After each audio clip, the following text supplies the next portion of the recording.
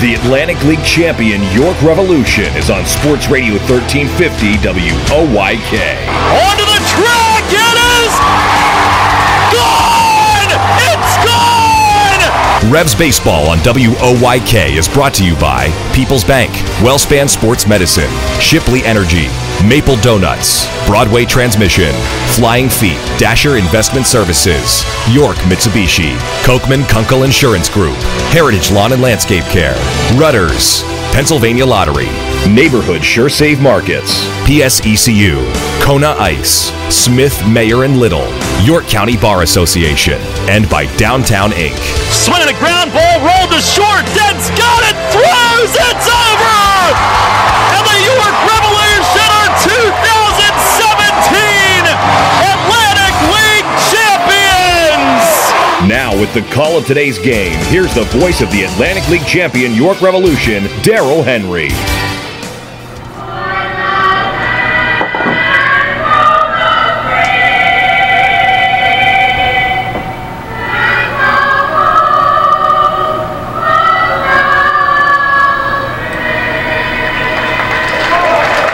With that, we welcome you to PeoplesBank Park, game number 102 of York Revolution baseball tonight as we hit the air right at the final notes of our national anthem after the Baltimore baseball show. Hope you enjoyed another fine episode from Dan, and the Revs are back home tonight starting a 7-game homestand with the first of 4 against the Lancaster Barnstormers. Revs have taken the field. Robert Carson getting ready to go through his warm-ups on the game mound. And we have an abbreviated Broadway transmission manager's report with Mace, including an addition made to the Revs bullpen earlier today. All right, Mace, well, a brief look back at yesterday. The game got off to a great start, but offensively after those first 3 hitters, just not a lot going. And with Mitch, was it as simple as just maybe 2 pitches that he'd like to have back? Now, that's exactly what it was, I believe. It was 2 pitches up in the zone. One was a hanging off-speed pitch, and the other one was a fastball up and in that was probably a little bit higher and maybe not quite as inside as he wanted. But, I mean, other than those 2 pitches, which resulted in 4 runs, he was pretty much lights out right there. I mean, that was pretty dominant performances we've seen all year out of somebody for 5 innings. Well, today we get back home, 7-game homestand, Lancaster in for the first 4, and a big piece of news today, you add a lefty to the bullpen and a guy that's had a lot of success, Dustin Richardson. What do you remember seeing him on the other side of things and what he can do for your bullpen? The best word I could say I remember we just said is filthy, and that's a compliment when you're talking about pitching. So he had good velocity and a lot of good movement and a lot of good second pitches, and he threw the ball firm. I just remember him, throwing the ball with some good velocity. So, it's been a little while. He was here last year in, I think, Long Island, Sugarland. So, but we haven't seen him throw yet this year. But I'm anticipating it shouldn't be that far off from what we saw in the past. Mace, thanks a lot. Good luck tonight. Thank you. How's that for timing? Our Dasher Investment Services first pitch is over for a strike on Darian Sanford leading things off. That is good timing. Perfect timing. We settle in for 7 here at home. Here's the 0-1. And it misses down low. We'll set the lineup. We'll set all of it for you as we get underway here tonight. Robert Carson the start in game 1 of the final 4 against Lancaster this season. It was the 1-1. And a swing and a miss, breaking ball down, this regular season anyway. Revs coming back home after splitting the 2 games that were completed anyway at Somerset. Carson ready, here's the 1-2. And a fastball just off the plate away. Sanford hitting at .285, leads the league in steals with 58, a Barnstormers record. Carson with the 2-2, and a swing and a foul back off the netting. It's Lancaster's first visit here since opening weekend. They're in their red and black striped jerseys tonight. Revs are in the home whites. 78 degrees, mostly cloudy but very pleasant. Our weather brought to you by Heritage Lawn and Landscape Care. Carson back home. And a fastball just missed low. Boy, that was close. As Jorge Terran took a long look at it. Silvio Martinez, the umpire at first. Carlos Dano is at third base tonight. Revs 6-8 against the Barnstormers. The payoff pitch and a swing and a dribbler foul. They are 3-1 at home, but went just 3-7 in Lancaster. All of the meetings over there completed for the season. Carson 7-6, tied for 5th in the league in ERA, 3.63 entering play tonight. And has his sign again from Diaz, another 3-2. And a ground ball rolled to short. Dent lines it up, gets rid of it, got him, one away. Good start to the night. That's a great job by Carson to keep battling with Sanford. You didn't want to walk him, and as a leadoff hitter, you can really bother a pitcher by fouling off so many pitches like that, taking a few here and there, and especially with his speed, you can get in a pitcher's head. But good job by Carson to roll a ground ball, keep the ball down in the zone. Well, the Lancaster lineup brought to you by Flying Feet. Sanford in center. Josh Bell, who's also their hitting coach, has been active recently. He's at second base, hitting second, and he's the K-man tonight. First pitch is down and in. Blake Galen on deck. He's in right field. Cleanup man is third baseman Jimmy Paredes. Ryan Castile will catch and hit fifth. Trayvon Robinson DHing, hitting sixth. And here's a swing and a miss. A breaking ball from Carson. And then the final three in the order. Casey Hobson at first base. Vladimir Frias at short. Rico Noel in left. Here's the 1-1. Breaking ball low. And Carson will rely on that breaking ball a lot, both to get ahead and to try to put guys away, lefties and righties. Bell hitting .234. The pitch to him. It is in the dirt, handcuffed Diaz and got by. 21 games played for Bell. He's got 4 home runs. Switch hitter. We've always known him as a third baseman, but he is playing at second base for them tonight. Now the 3-1, and it misses down low, a one-out base runner. It's got to be tough to do, go into the season as the coach and then midway through the season pick up and start getting in that everyday lineup. I mean, the player-coach situations we've seen in this league, or at least this year, it's all guys that have been playing since the start of the year. Lou Ford and John Brownell up in Long Island, and then down in Southern Maryland with Cody Epley. But Bell, he wasn't in the lineup at all, or he was just strictly coached in the beginning of the year, and then eventually starts getting in that lineup after he was activated. Here is Blake Galen, first pitch, right there for a strike. So they don't have a pitching coach. Ross Peoples is doing double duty with that, and now their hitting coach is active, so Ross has his hands full. That's the second straight year that Bell's had to do that.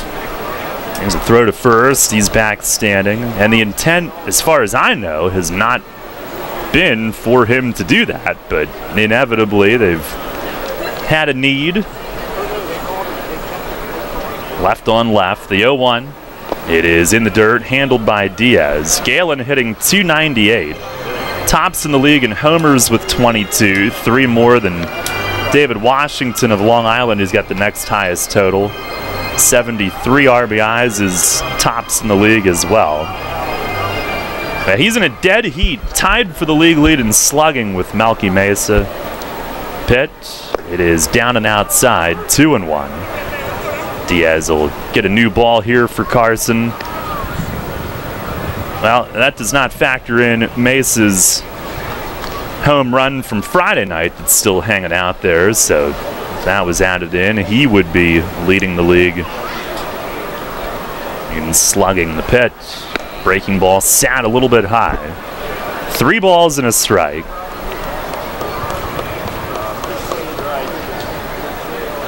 Carson last time out faced New Britain, suffered a 4-3 loss last week. Pitch is on the outside corner. There's a called strike. Fastball at 90. He went a season-high tying 7 in that game, though. 4 runs, had a couple breaks go against him in 1 inning where they scored 3. Now ready. Here's a throw to first. Back standing is Bell. Carson's been competitive in every game. Team has a chance to win every game. He's looking for his first win, though, since July 26th. As he snaps the throw over again, and Bell is back. He started the All-Star game. After beginning the year in relief, starting is something he wanted to do, though, coming in. Fires, and it's swung on, fouled back. We will do it again. He's done a great job. I like your point about that he hasn't had a start where it's just fallen apart. He's given the team a chance every game, and every start he's been in it the entire way that he's been out on the hill. And that's what he'll do. He'll battle even if he's given up a few runs. He'll find a way to come back. Another payoff pitch and a swing and a miss. He got him up high with a fastball. And Robert Carson strikes out Blake Galen for out number 2. He got him to chase up out of the zone. And now we'll go after Paredes, the cleanup man. Trusting the fastball up in the zone, it worked out. Get a good hitter out in Galen. That's a great pitch from Rob. And now he just has to go after another guy who's swinging a hot bat. Well, he sure is. Paredes, switch hitter. 6'3", 200. He looks bigger than that. First pitch is up a little bit. And in 20 games, he's hitting .355, couple home runs. On a current 9-game hitting streak, he's hitting .500. He is one of their big mid-season ads. 1-0, and he swings, bounces a foul behind the plate over toward Castile, who's on deck. Barnstormers, who, with their home ballpark, they've often been a power-hitting team in the past. This year, they're 4th in home runs, but far and away, tops in steals. They also strike out the fewest. There's the 1-1. Bell runs. It misses high. Diaz the throw. Oh, look out. It hit Bell in the helmet. Ricochets into center. He went in head first. Took a step toward third, unfazed. And now he'll stop and hang at second as Dent went out to recover it. A steal from Bell. He's not the guy on their team that you expect to run. And he paid the price on that one. That throw sailed, no doubt. And looking at the replay right now, yeah, I didn't know if it was his helmet or his foot that it hit off. I guess it had to have been the helmet for it to go that far. But yeah, that throw never had a chance.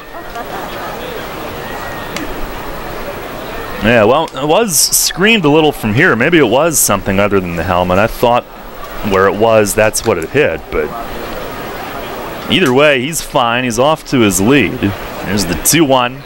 And a swing and a fly ball, right center. Harris coming over from center, and he will cruise over and make the grab down along his left hip like he does. Scoreless top of the first inning for Robert Carson as Paredes hit it into right center, but it had a hang time, and Zoe made it look easy. No runs, no hits, 1 man left. We've played a half inning. Barnstormers nothing, Revs coming up. Show your patriotism and Revs spirit with the new York Revolution Hat Pack. Get 6 undated ticket vouchers to use any way you'd like and 2 parking passes, plus an exclusive Revolution hat featuring the Revs logo in red, white, and blue. It's an exclusive design from York's own Legacy Athletic and one you can only get through this special offer. The Revs Hat Pack, 6 game ticket vouchers, 2 parking passes, and an exclusive Revolution baseball cap, all for just $75. Get yours while supplies last at YorkRevolution.com or 717-801-HITS. Daly Anstein is a personal injury law firm that specializes in auto and motorcycle accidents, workers' compensation, and personal injury cases. Anstein has been proudly protecting the injured in Central PA for more than 40 years and is proud to support the York Revolution. At Dale E. Anstein, consultations are always free and there is no fee unless they win the case for you. To learn more about Dale E. Anstein, or if you're in need of representation, go to AnsteinLaw.com. That's ANSTINE law.com. Want to give your child the best birthday ever without hosting, planning, or cleanup work? Book a Kona Ice birthday party at PeoplesBank Park. Parties include a 2-hour feast, goodie bags for all guests, and Penn State Children's Hospital playground wristbands. The birthday child gets a custom Revs jersey, a ceremonial first pitch, and a customized Revs birthday cake. Birthdays in the Kona Ice birthday zone during a Revs game. Best birthday ever. Details at YorkRevolution.com or 717-801-HITS. Listen live, on demand, and on the go. Download the new WOYK app on the Apple and Google Play stores today.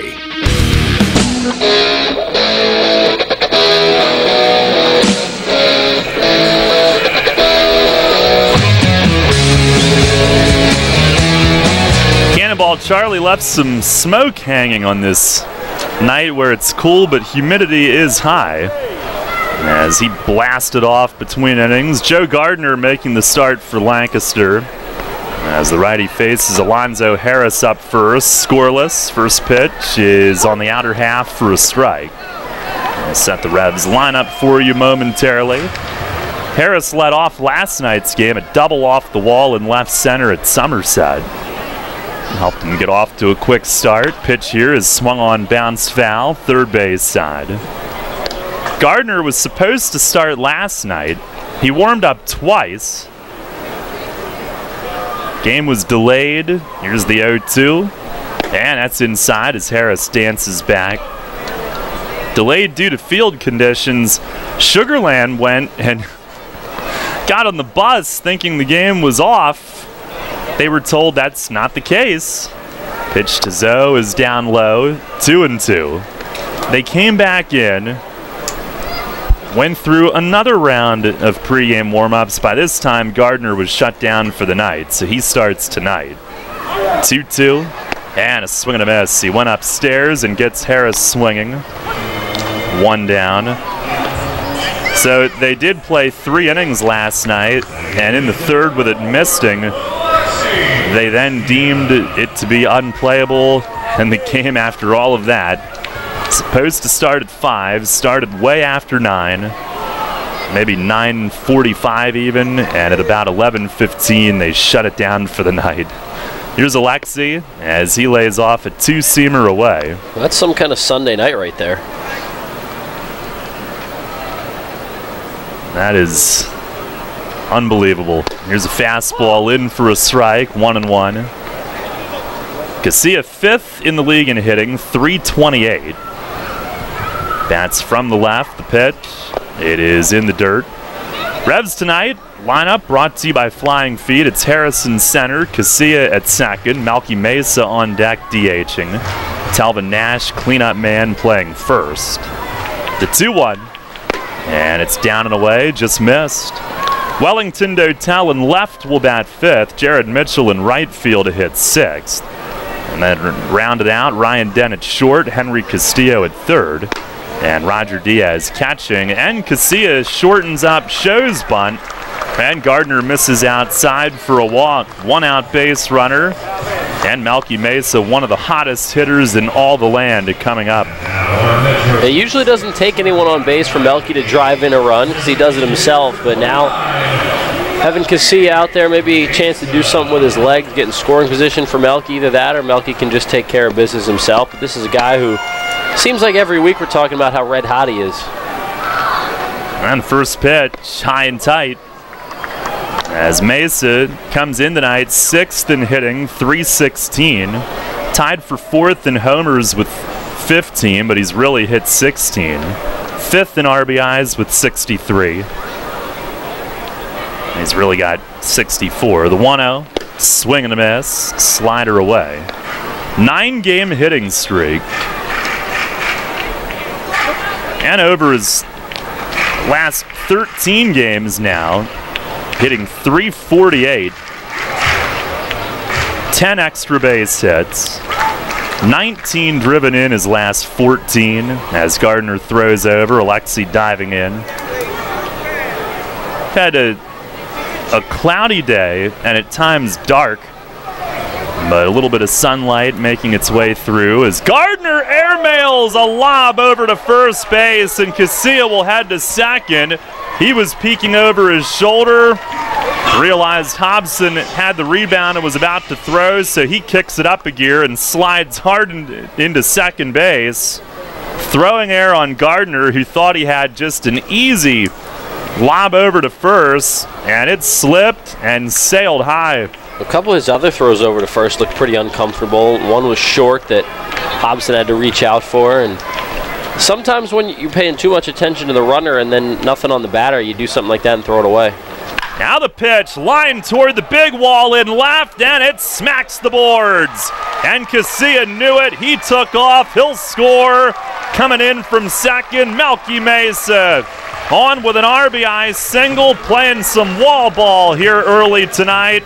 A rocket just left of the manual scoreboard, and it's 1-0 York. Well, kind of had a feeling. I'm sure everybody in the park did. That's just how things have gone for Melky lately. He's delivering in pretty much every situation. Well, that's what the Milkman does, but it's been impressive to watch, and just getting Casilla to second there really any way they could was big, and he's able to score.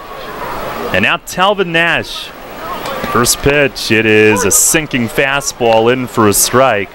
The Barnstormers probably don't love the fact that Nash went 0 for 7 in the series at Somerset. And he is due by his standards, hitting .340 in 15 games. Pitch to him, he chops it toward third and just foul as Paredes made a lunge across the line. Nash 7 homers, 17 driven in 15 games. And Melky, by the way, now 64 ribbies, really it's 65. 10-game hitting streak, really it's 11. And he's now driven in 20 in his last 15 games. Scorching hot. Revs in front, 1-0. And Gardner stares, a little peek over the shoulder, and now steps off. Gardner is 4-8, .490 ERA in 17 starts. Barnstormers starters the last 6 games, a .151 ERA. Pitch to Nash, it's inside, fastball missing. A little bit off the plate with 2 strikes, now a 1-2 count on him. He loves to hit here. Second in stadium history in home runs. Third in Revs history overall. A 1-2. And it dives away. Slider. 51 in his Revs career. 33 in his PeoplesBank Park career.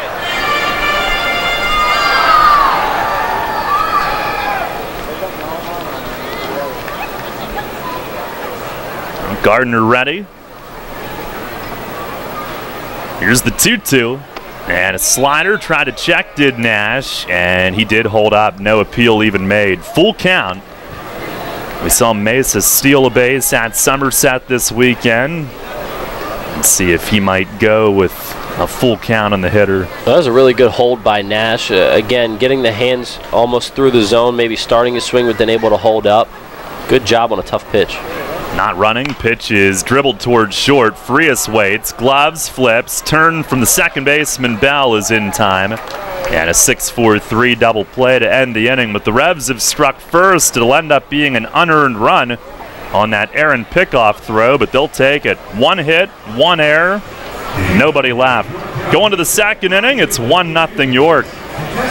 We are your auto loan experts. Hello, I'm Sue DeStefano, President and CEO of First Capital Federal Credit Union. With terms you can trust and competitive rates as low as 2.49% APR, First Capital is the first place to go when you're looking for an auto loan. At First Capital, you're a member, not just a number. You can apply for your loan online at firstcapitalfcu.com or stop by any of our branches. First Capital, putting you first. Federally insured by NCUA. First Capital Federal Credit Union.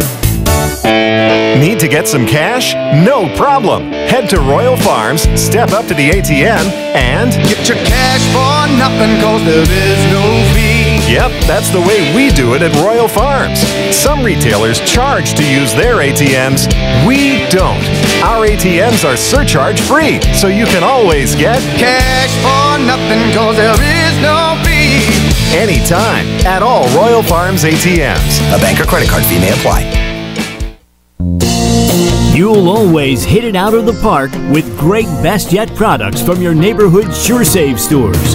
Like party platters with $18.93 deli items. Team up Best Yet hot dogs with Best Yet kettle cooked chips. And get Best Yet 12 packs of soda and Best Yet Rising Crust pizzas at Sobel's Markets in Shrewsbury, Stewartstown, Whiteford, and East York. And at Nell's Market Fresh Foods in Spry. Hi, this is Dan Patrick. Join me weekday mornings at 9 on Sports Radio 1350 WOYK.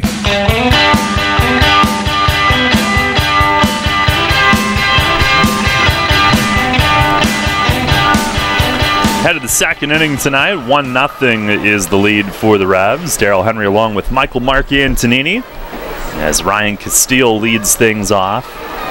Barnstormers catcher, first pitch from Carson, right down the chute for a strike. Castile's been on a tear. 9th in the league in hitting, .307. He's got 10 homers. There's the 0-1. And he lines it, base hit left field. Dropped the bat head on that slider and yanks it. Came in hitting .370 his last 20. Michael, good to be back with you, by the way. How was Aberdeen? Yeah, it was a lot of fun. It's I guess I should say first, it's good to be back, ready to settle in for 7 games in a row here. But Aberdeen was a good time, good opportunity to get a full game of play-by-play in, filling in my spot start for the Ironbirds. A good game to call. They put up a season high in runs and hits in my one game, so that was cool. 13-1 win for the Birds. And it was cool saying Birds because I kept thinking about the Eagles. There you go. And my Birds. Here's Trayvon Robinson, who lays off a little high, breaking ball. So I made sure I shortened Ironbirds to Birds as much as I could. There you go. Did you explain that to that audience? No. I mean, they use Birds enough so that I guess anyone listening knew. Here's a pitch in the dirt now, 2-0. But it was fun down there, and I saw our colleague Brett Petrak had a good fill-in broadcast here. He did. Yes, he did. Now it's a good night all around for all branches of OYK. Here's a fastball low, 3-0. The Revs got to win, the Birds got to win. But one thing that was cool about that, it was down in that whole Cal Ripken or just Ripken complex in general, down in Aberdeen. Ripken Stadium is where the Ironbirds play. And I was supposed to play a game there with my baseball team when I was 15. Here's a shot toward left center field. That's going to be down in the gap. And Harris will chase and cut it off on the track. They'll stop Castile at third. What a throw towards second. Got away from Casilla, though, who scampers hard after it and slides to pounce on it. And no further advancement. It's a double for Trayvon Robinson, and the Barnstormers have second and third, nobody out.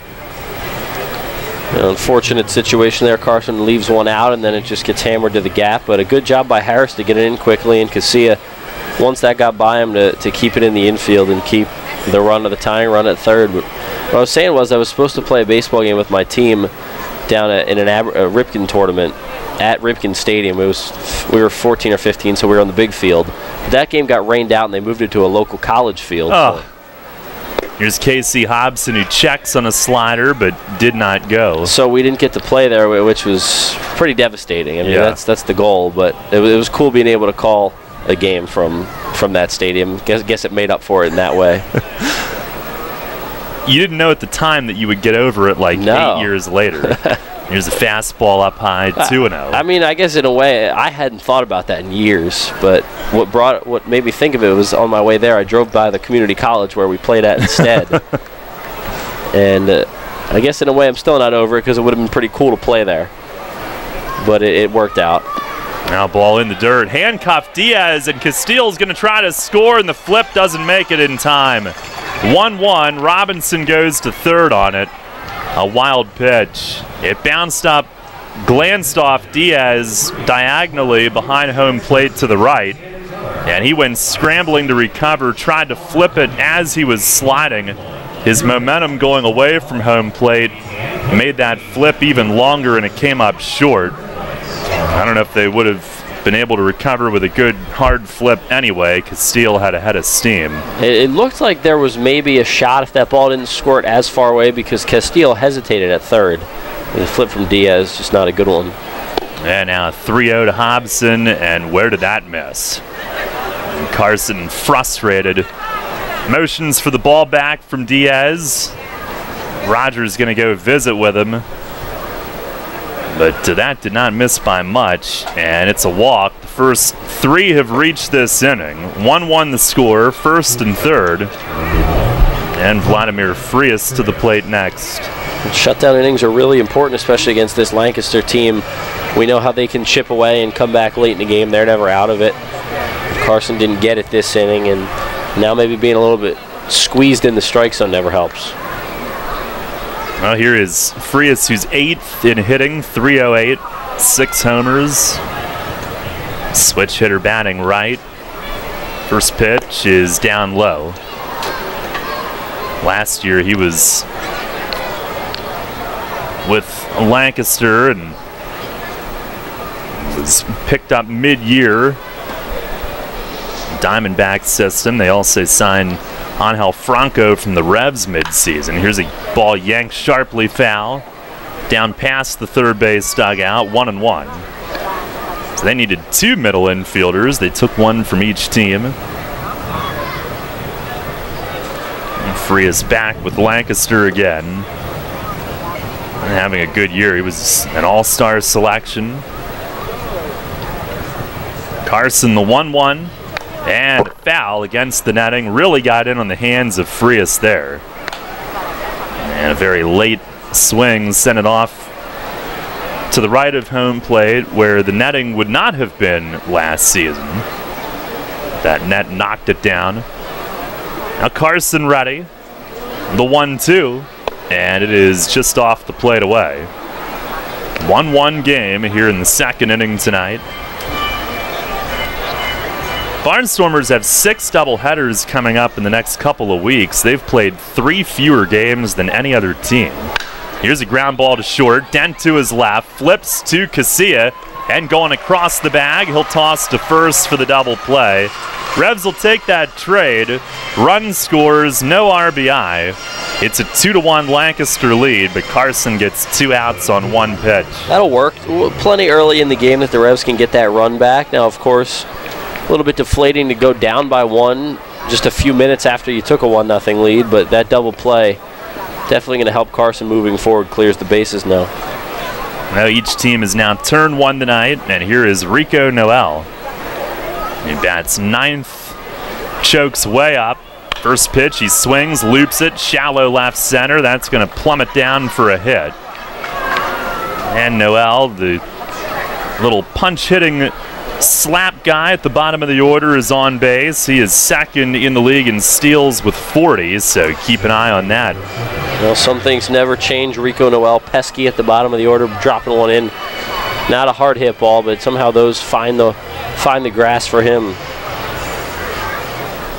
40 steals in just 64 games played. He had missed some time mid-season. And a snap throw, and he's able to dive back. And Nash caught that, holding him with both feet a couple feet in front of first base, and Talvin actually tried to reach back between his legs to get the glove on him. Another move, and Noel will go back standing this time. Carson, a pretty good move on his first pick over. Rob does have 5 pickoffs. He fires, and it's a bunt try from Sanford into the stands on the first base side. Right into the lap, basically, of someone. Didn't even have to get out of their seat, and they caught it. Sanford a ground out to short his first time up. He had really cooled mid-season, and the Lancaster offense was struggling, but he's hot again. Here's another move to first. Noel back. His last 19 games, he's hit .390. In his last 8 games, he's hit .441. And the 0-1, Noel fakes going, pitches high. Diaz stares him back. As Noel dives back into first base. Sanford in 2 years already Lancaster's career leader in steals with 103. There's the 1-1, and that's down low. And now Noel takes off, and Diaz can't get a throwaway. He blocked it, but it was just slightly in front of him. Noel took off right away. It's a wild pitch, not a steal. But with his speed, if it is fumbled ever so slightly, he can advance. Diaz, knowing that, knowing you have to be almost perfect, he was upset with himself. Just not a lot of room for error with these guys on the bases. Now a breaking ball misses high, 3-1. Now look how shallow the Revs outfield is with Sanford the hitter and knowing that speed that's at second base. As Carson steps off, Sanford not a power guy at all either.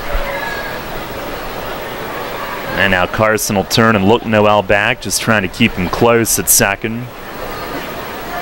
Mitchell in right is extremely shallow. Harrison center might be even more shallow. 3-1, and it's high. Sanford is on base. So now both of them are on. That is the third walk in the early going for Carson tonight. Wouldn't be surprised, sorry to cut you off, wouldn't be surprised to see a double steal attempt here. Try to get two men in scoring position with 2 outs. That is definitely one of their weapons. Josh Bell, the hitter, he walked, did steal a base himself in the first inning. First pitch is a fastball, that's over for a strike. 2-1, Lancaster leads it.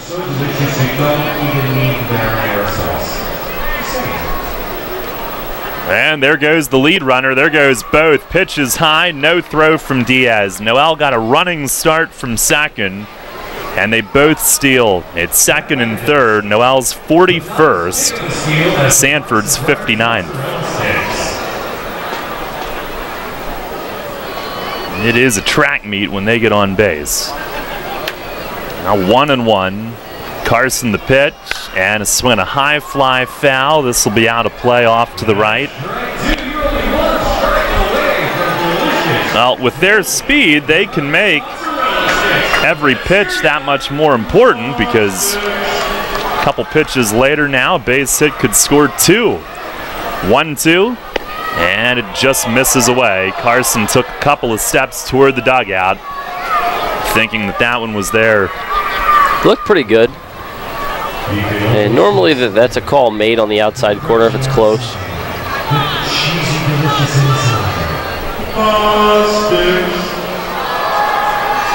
Now 2 balls, 2 strikes. Carson's next pitch will be his 50th. And here it is. Swing and a miss. He went on a high fastball, half swing, but Bell couldn't stop. And a K-man strikeout to end the inning. Second strikeout for Carson tonight. Barnstormers do score twice on 3 hits, 2 men left. We go to the bottom of the second. It's 2-1 Lancaster. Are you one of the many people that has a 401k that is eligible to roll over, but you just haven't done it yet? Maybe you're not sure where was the best place to put it. I'm Tom Dasher of Tom Dasher Investment Services. I specialize in helping you getting your 401k and IRA money parked in the best place for you. So if you haven't rolled your 401k yet, or if you're not satisfied with your IRA, call me for a consultation at 487-2096. That's 487-2096. And check out my website at tomdasher.com. Sports injury? Walk into WellSpan Urgent Orthopedics for immediate care. No appointment is ever needed. Our orthopedic and sports medicine specialists are here to treat you. Visit wellspan.org/urgent orthopedics today for hours at our York and Hanover locations. There's a lot of talk out there about good health care. We all want a good plan. But step outside and take a good look at all those beautiful trees and shrubs in your yard. Do you have a plan to maintain their good health? Heritage Lawn and Landscape Care has a veteran staff of 12 fully licensed and trained tree health care professionals to rely on, including 10 certified arborists and 3 PA certified horticulturalists. So don't let your trees and shrubs fend for themselves against Mother Nature. Visit heritagelawnandlandscape.com and get world-class care right in your backyard. The Revolution plays here. Play ball! The new Sports Radio 1350.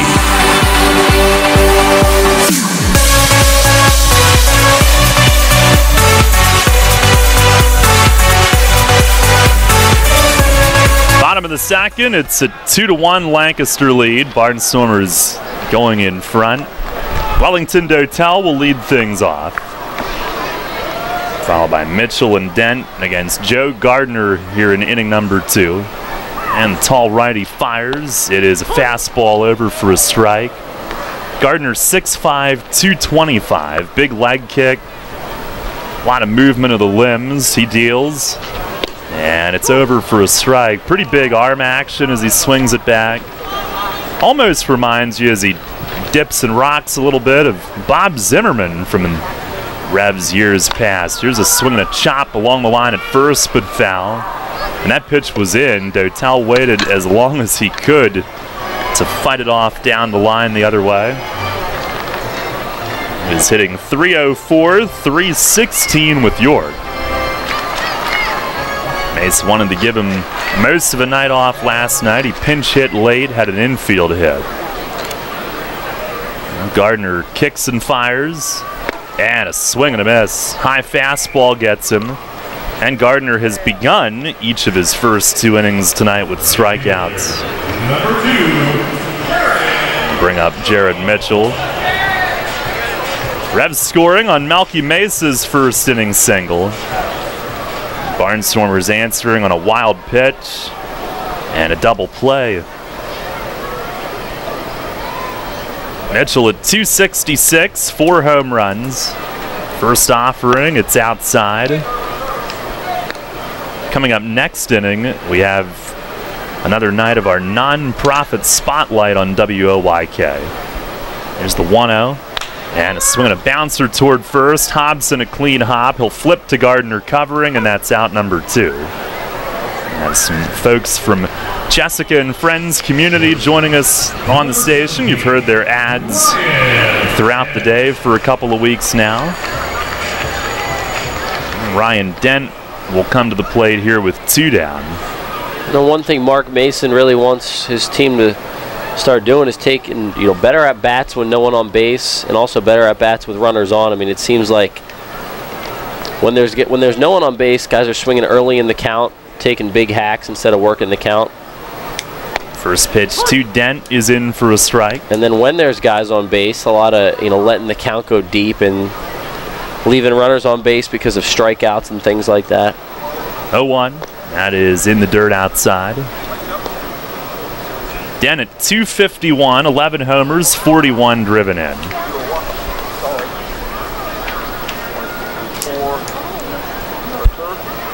There's the 1-1, and that misses down and away. We're getting rave reviews on the Bob Zimmerman reference. It's been a while since we've worked him into a broadcast.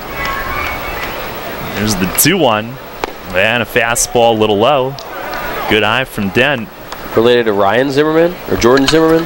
Now he's got 2 N's on the end of his name. Okay, like Jordan Zimmerman has. Oh, yeah, exactly. Yeah. Just like Jordan. So basically they're related. Yeah, pretty much. Here's a line smash. Right center field. That's a gapper for Dent. Sanford overruns it. And Dent will have an easy 2 on it. Pulls into second with a stand-up double. Rocked the other way to the gap in right center. And Sanford scurried over to try to cut it off, and he overran it, making it what was probably a double anyway into a gimme double for Ryan Dent. Well, Sanford did get over to cut that off pretty quickly. Maybe he holds Dent to a single if he doesn't overrun it, but still. And the reason he probably overruns it is because he knows Dent's probably making that turn for second and tries to do a little too much. It seems like Ryan always comes up with a big knock when the team needs it. And all of his home runs this year, it seems like they've been really big-time shots, either to take the lead or get some energy back in the team. Here is Henry Castillo. He takes the first pitch strike. And it's easy to do that at the bottom of the lineup when your team's looking for a spark. And Dent's done that quite a bit. Gardner ready, looks back at Dent. 2-out double. Pitch to Castillo is lined into right field, and that's down for a hit. Galen on a hop, and Dent will have to be held. A throw in will allow Castillo to scamper down to second. Normally they try it with 2 outs regardless, But Dent had his eye on that one as well and didn't think he'd be able to go as Galen was on that one very quickly and right. That's tough because it's a ball that gets to Galen on one bounce. So if you're going to try it there, you better make the sharpest of sharp turns and be sure you're going to be able to get in. And it's just a case where you don't want to run yourself out of an inning getting the tying run thrown out at the plate. This way you at least give yourself a chance with 2 in scoring position now. But it's a case where based on where you were in the lineup, maybe you try it. But it's early in the game. Maybe that situation changes later on. Now here is Roger Diaz, second and third, 2 down. He'll dig in as Gardner goes from the windup. First pitch is chopped to third base. Charging is Paredes. He gloves it on the short hop and fires to first. Inning over. And a high chop. He charged in, gloved it cleanly on the short hop pick to get Diaz. No runs, 2 hits, 2 men left. We'll go to the third. Revs trail the Barnstormers 2-1. You line your feet up on the edge of the starting block, shake out your arms, and then you push off the block in one fluid motion, fully extending your body and cutting into the water with nothing on your mind but the mechanics. You're a swimmer, and whether it's practice time in the pool or crunch time at a meet, Flying Feet is with you every stroke of the way. Flying Feet.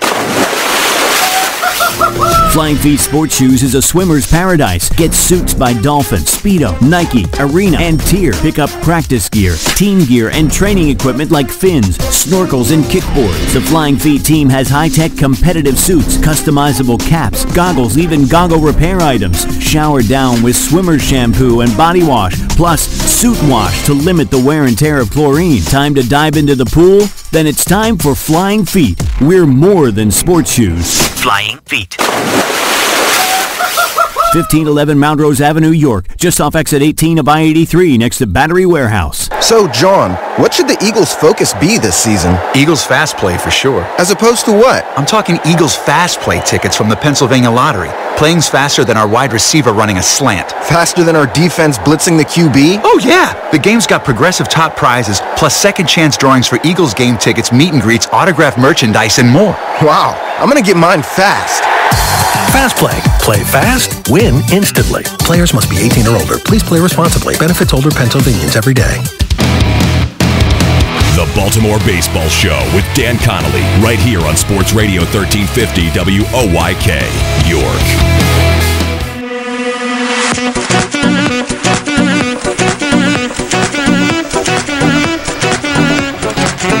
Head to the third inning tonight. It's a 2-1 Lancaster lead. Our non-profit spotlight here on WOYK in partnership with the Revs continues, and we've got Desiree Irvin, Katrina and Dave Toomey, both here, or all three here, I should say, from Jessica and Friends community. And Desiree, we've got you on first. Welcome. Welcome to PeoplesBank Park. And we're going to talk a little bit about the background of Jessica and Friends. I know folks are hearing the commercial during the day as Blake Galen takes a strike, but give us a little background and what the organization represents and provides, if you could. Well, we are an organization that provides services to adults with intellectual disabilities and or autism, and they are faith-based services because that is what part of our core values are all about. Carson, a 1-1 pitch to Galen, and a line smash left field, but right at Dotel. Back a couple of steps, he squeezes, and one away here in the third inning.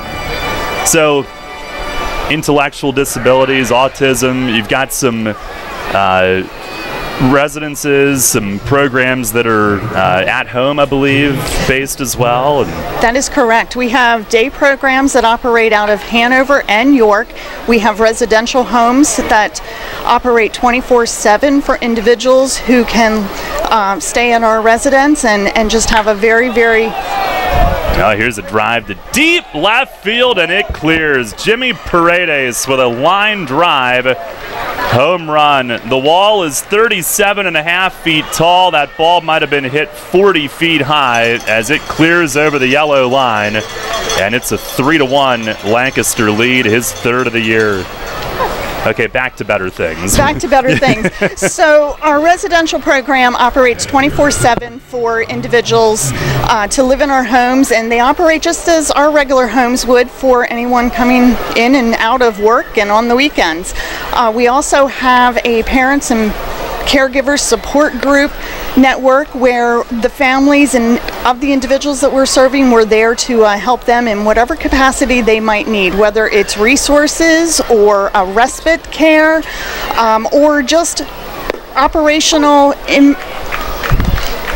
things that need to happen with doctor's appointments, those types of things for their loved ones. Okay.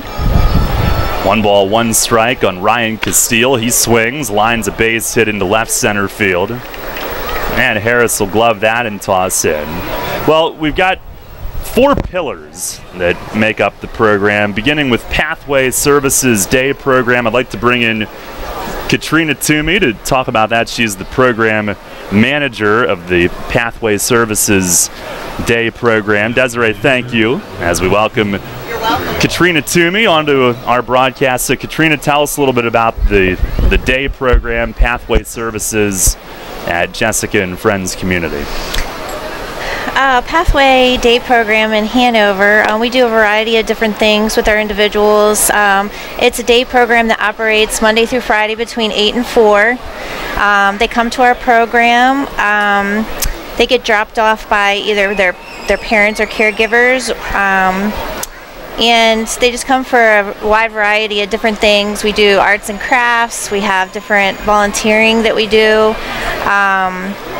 A lot of community involvement that we take them into the community to do a variety of different things throughout the day. Probably pretty rewarding, I would imagine. It is. Yeah. Get them out involved in everything.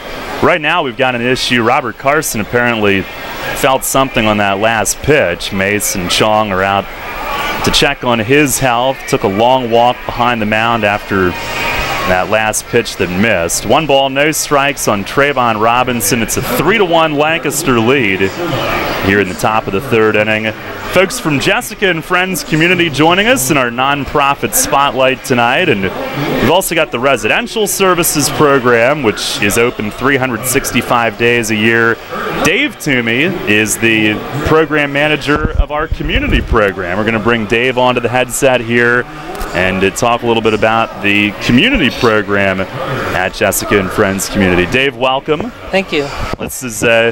This part of the program is your baby, so give us a little background on this one if you wouldn't mind. Well, in the community program, we work with people in their homes where they live with their families. We also take people out into the community and help them with skills in the community. We help them at the store, kind of learn how to use a checkout machine or buy groceries, things like that. But in the homes, we also work on skills like doing laundry, helping them with that. We work with them on other daily living skills, hygiene and things. But we also provide respite services to families because a lot of them don't get a break for the work that they do with their individuals. And so we come into their homes and we stay with their individuals, and the family can go out for an evening, maybe a couple can go out for a date night or something while our staff stays with them. We provide those kind of services to them. Excellent. Well, thank you for that. And Trayvon Robinson takes a couple of strikes. Carson is able to stay in. We'll bring Desiree back on. Again, from Jessica and Friends Community. Dave, thank you very much. And Carson now with the stretch, the 1-2, and a swing and a miss. Gets Robinson to chase up high on a changeup, and that is out number 2 in the inning. So, Desiree, we've also got the parent and caregiver support group, and that is the 4th of the 4 pillars. And for anybody that wants to learn more about Jessica and Friends Community, website, phone number? Absolutely. So our website is www.jandfcommunity.org, and our support center office telephone number is 717-747-9000. Very good. Well, line drive here off the bat of Casey Hobson right into the glove of Talbot Nash at first base to end the inning.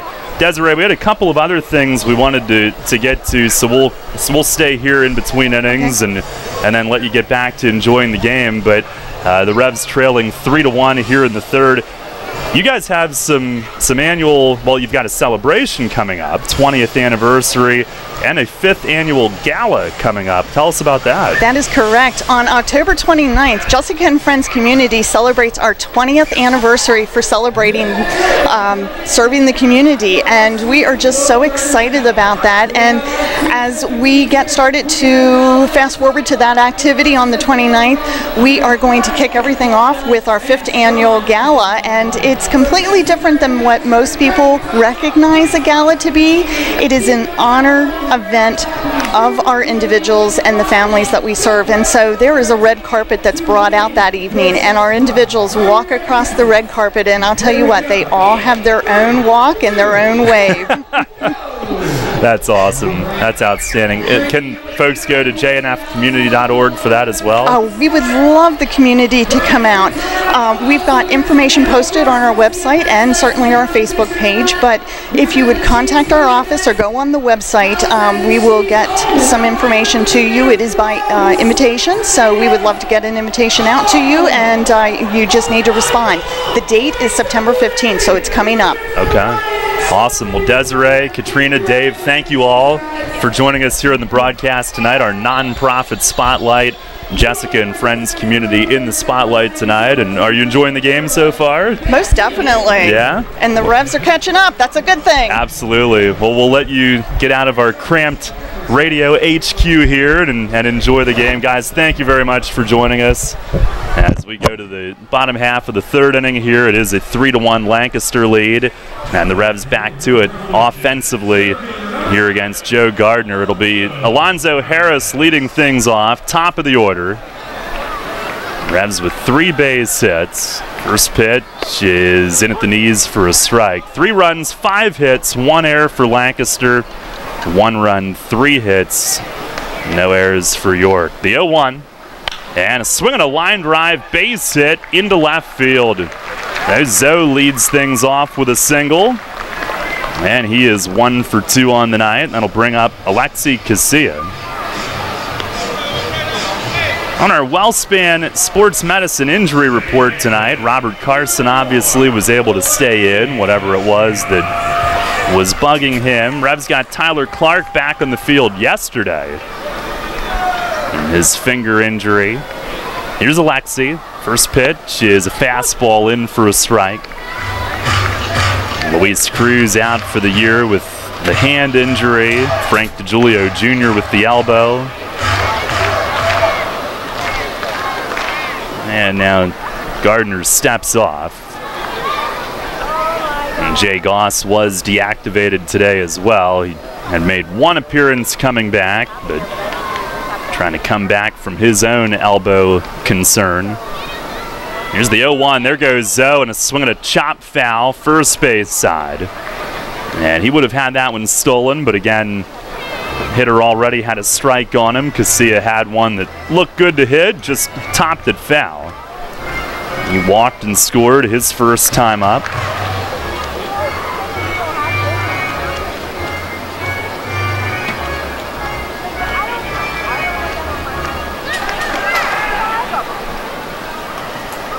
No balls, 2 strikes. Here's the stretch from Gardner, and he'll throw one over to first base.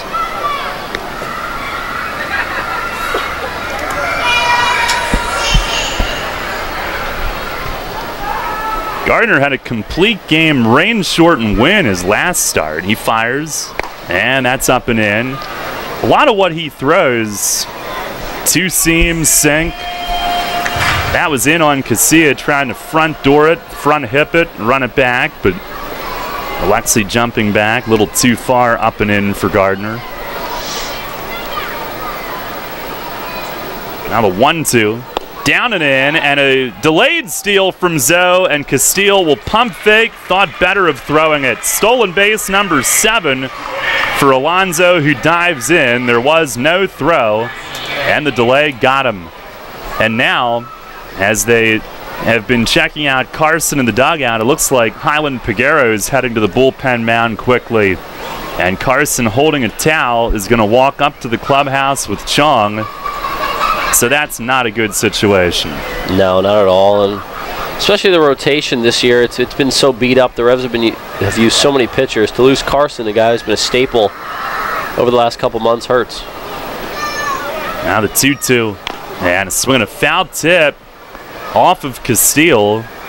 Looked like maybe down off his left toe as he hobbles a little bit. And there's no telling if Carson's going to miss multiple starts, even one start. So it's not anything that I'm trying to hype up or anything, but I'm saying to lose him for the rest of the game hurts because it looked like he was ready to get back in a groove, coming back, getting the final 2 outs of the second. But even if it is just, maybe one outing or they got to push him back, whatever it is, you hope it's nothing serious. Yeah, I couldn't tell when it happened what exactly it was. Here's the 2-2, and that's down and away. Change up. And if the Revs put together a huge inning and keep the inning going for a while, maybe it's enough time for him to get looked at and come back.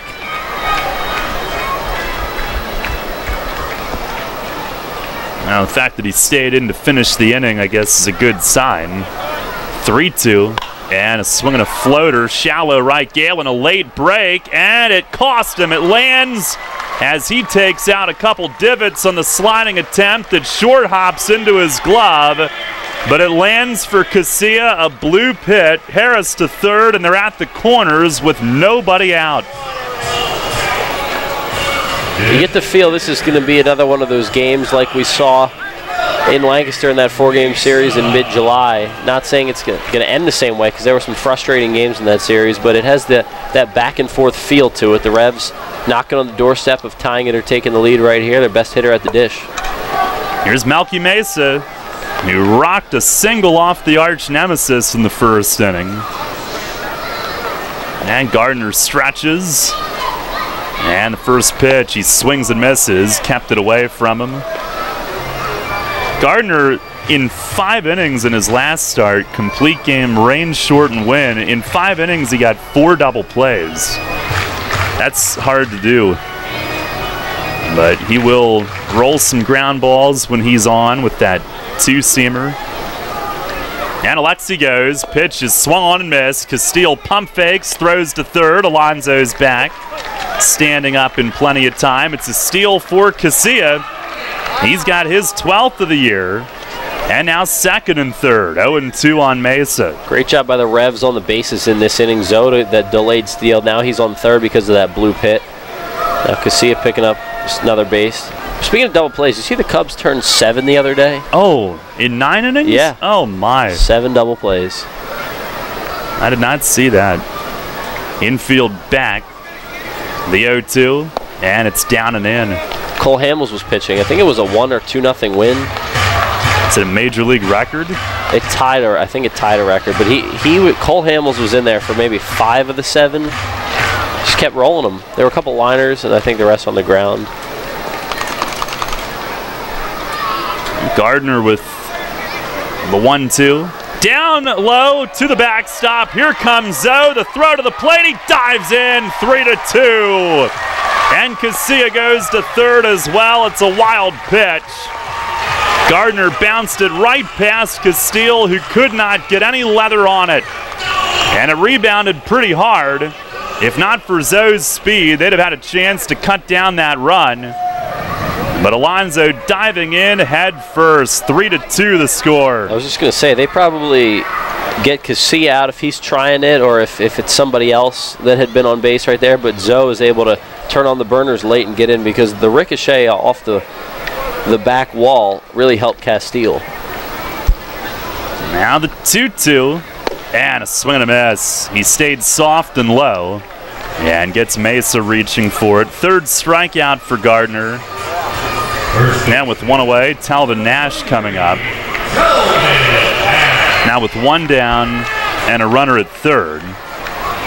Ross Peoples, who's going to make a visit here, is far more likely to bring the infield in. And I'm sure the infielders just love getting that assignment when it's Telvin Nash who's digging into the batter's box. Jimmy Paredes is probably terrified over at third base. I wouldn't want to be anywhere near that third base cutout. I wouldn't want to play third base in general if Telvin Nash was up. Yeah. Hit into a double play his first time. He is due by his standards. Only played in 2 of the games at Somerset, but was held hitless. You know, he did have a sac fly on that visit. Revs down 3-2. Tying run is at third with 1 out. And with Nash's strength and force with which he hits it, the infield will be halfway in, not all the way in. There's the stretch, first pitch. It is a sinking fastball inside corner for a strike. Now the left side of the infield halfway, the opposite side, the right, maybe just a little closer than halfway. Gardner set. The 0-1, and that's low. Gardner from Santa Clara, California, now lives in Fremont. Pitched at UC Santa Barbara. He was here to begin this year.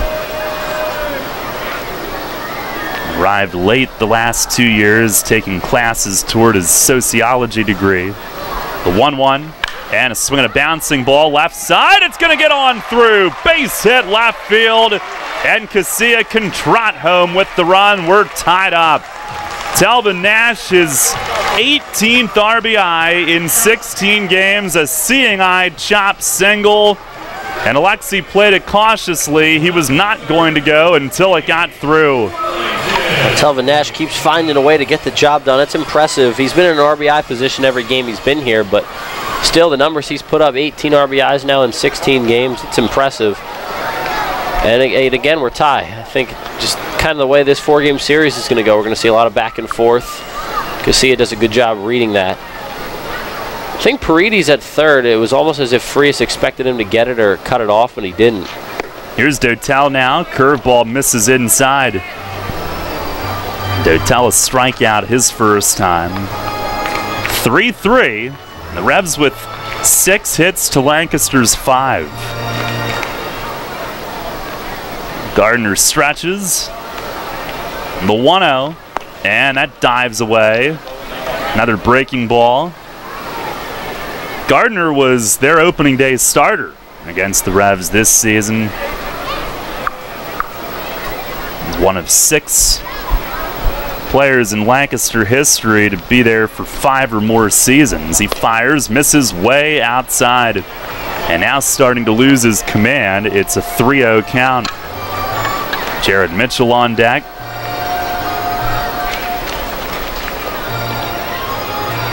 Ross Peoples, his manager, Blake Galen, his right fielder, are 2 of the other 6 players 5 or more years. Here's a fastball over for a strike, 3-1.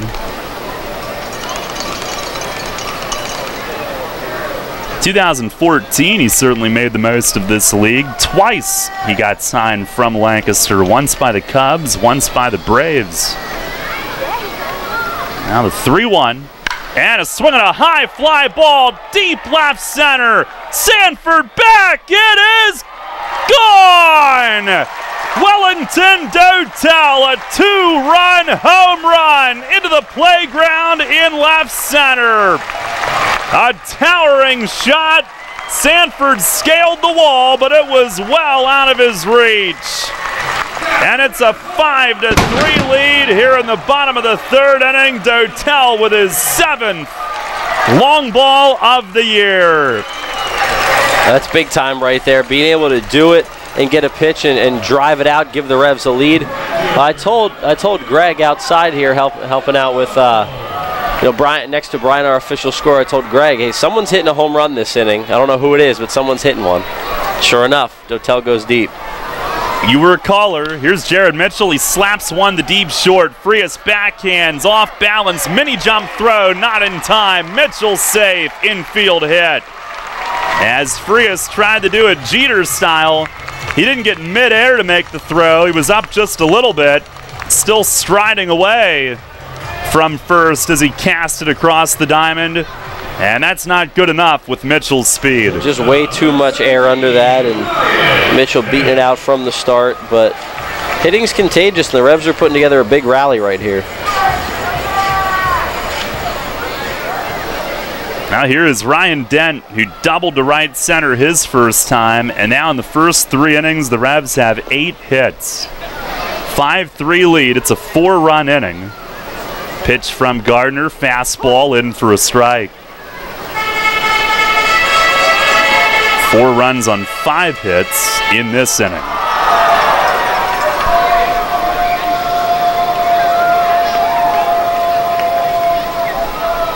Now Gardner ready. 0-1. And a swing, a sharp grounder at short, and that bounces off of Frias, and everybody's safe. And he was looking to turn 2. It was ripped. Looked like it took a hop up on him. They're going to give Dent an infield hit. As that bounced right up on Frias, he was right there waiting for it on the backhand. And it bounced off his glove, and it might have then deflected up near his face. First and second on the 6th hit from 7 batters so far this inning. Yeah, that hurts, but a hot shot by Dent. I like the decision to call that a hit. That's not an error. You just kind of talked about what it did in front of Frias there. Now Castillo a chance to keep the rally going. And he singled his first time. First pitch is inside as Castillo jumps back. Now 9 hits in the first 3 innings. Barnstormers have submarine right-hander Garrett Granitz up in the bullpen. The Revs up 5-3. The 1-0, swing and a miss, fastball away. Castillo last night to end the game, maybe the deepest ball we've seen him hit. But Mike Francoso made a great sliding grab in front of the wall to end it. The Revs still needed a couple of more base runners to even have a chance, but he's got some pop. Pitch is inside, he jumps back. 2 balls and a strike. Switch hitter batting from the left.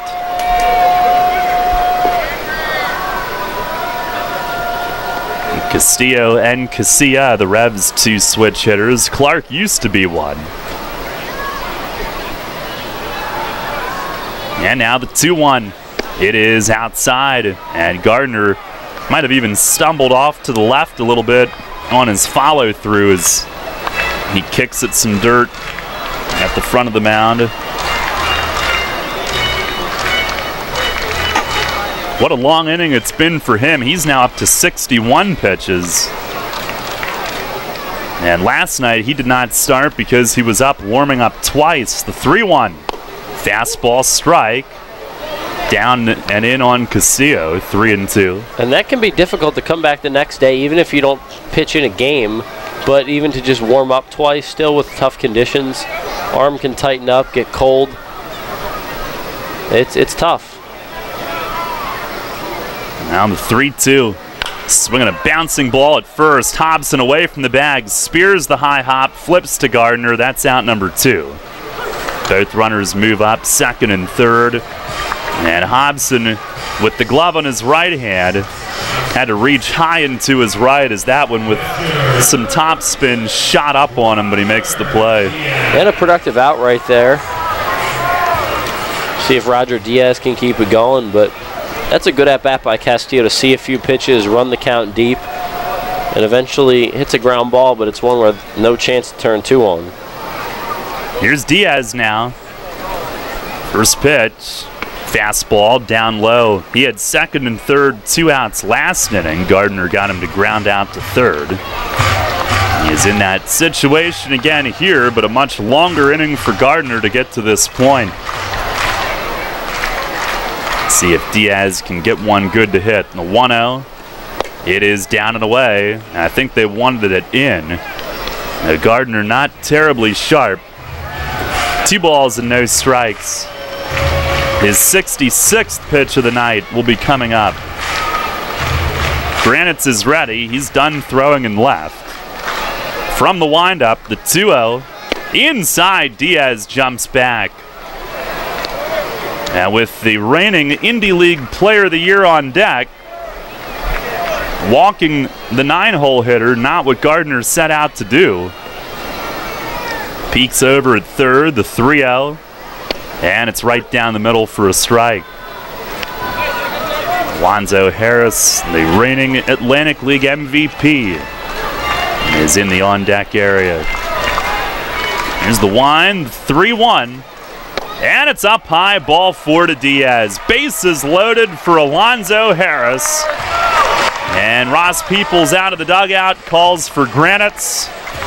That'll be the end of the night for Gardner after 2 2/3. Loaded for Zoe. He'll be facing the Submariner when we come back. Revs lead at 5-3 in the third. Pitching change brought to you by Maple Donuts. Money and business are essential to the strength of a community. So is cheering and celebration and music and fun. That's why York Revolution games, concerts, youth sports, special events, and more happen at a place called PeoplesBank Park. PeoplesBank has been serving York County for more than 150 years. Always cheering, always celebrating, always committed to the things that make York County great. And to you having a great time at PeoplesBank Park. Peoples Bank, member FDIC, equal housing lender. You'll always hit it out of the park with great Best Yet products from your neighborhood SureSave stores. Like party platters with $18.93 deli items. Team up Best Yet hot dogs with Best Yet kettle cooked chips. And get Best Yet 12 packs of soda and Best Yet Rising Crust pizzas at Saubles Markets in Shrewsbury, Stewartstown, Whiteford, and East York. And at Nell's Market Fresh Foods in Spry. Smith, Mayer & Little is a holistic wealth management group with one product, advice. We aim to simplify our clients' lives, help them retire comfortably, and build lasting legacies for their families and the causes they care about. Our purpose is simple, to make a meaningful difference in the lives of our clients, our community, and the world in which we live with the advice we provide. Smith, Mayer & Little, a wealth of knowledge about wealth. We make our living by making a difference. Visit us at financialjava.com. Janney Montgomery Scott LLC, member NYSE, FINRA, and SIPC. This is Jay Gauls. You're listening to York Revolution Baseball on the home of the Revs, Spurt Radio 1350, WOYK. First in York, first in sports.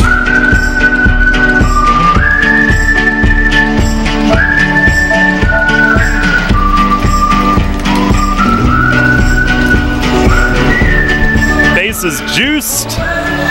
And Alonzo Harris coming up. 5-3 the lead for the Revs. Submariner Garrett Granitz has completed his warm-ups. Joe Gardner, 35 pitches this inning, did not finish it. And Zoe digs in. He started the inning with a single. First pitch from knuckle-scraping height is a little bit low on Zoe.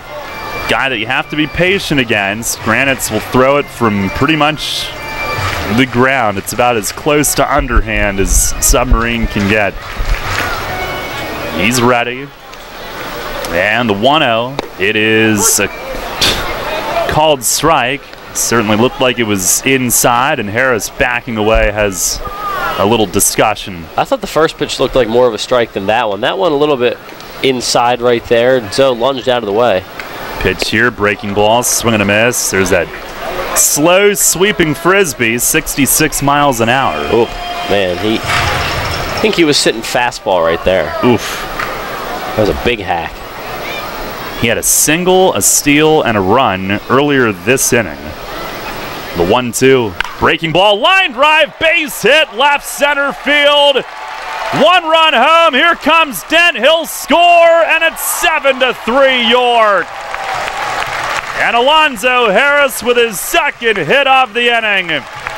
And Sanford charging into left center, took a spill as he let that throw go, and it rolls into the infield before it's cut off. As Sanford checks out the grass, he left a divot, and he came nowhere close to getting Dent scoring from second. Mitchell in front of him, and this is now a 6-run inning.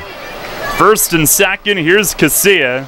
First pitch is down and away. Well, you could really tell in that swing from Harris that he was trying to stay on that pitch, look it all the way in.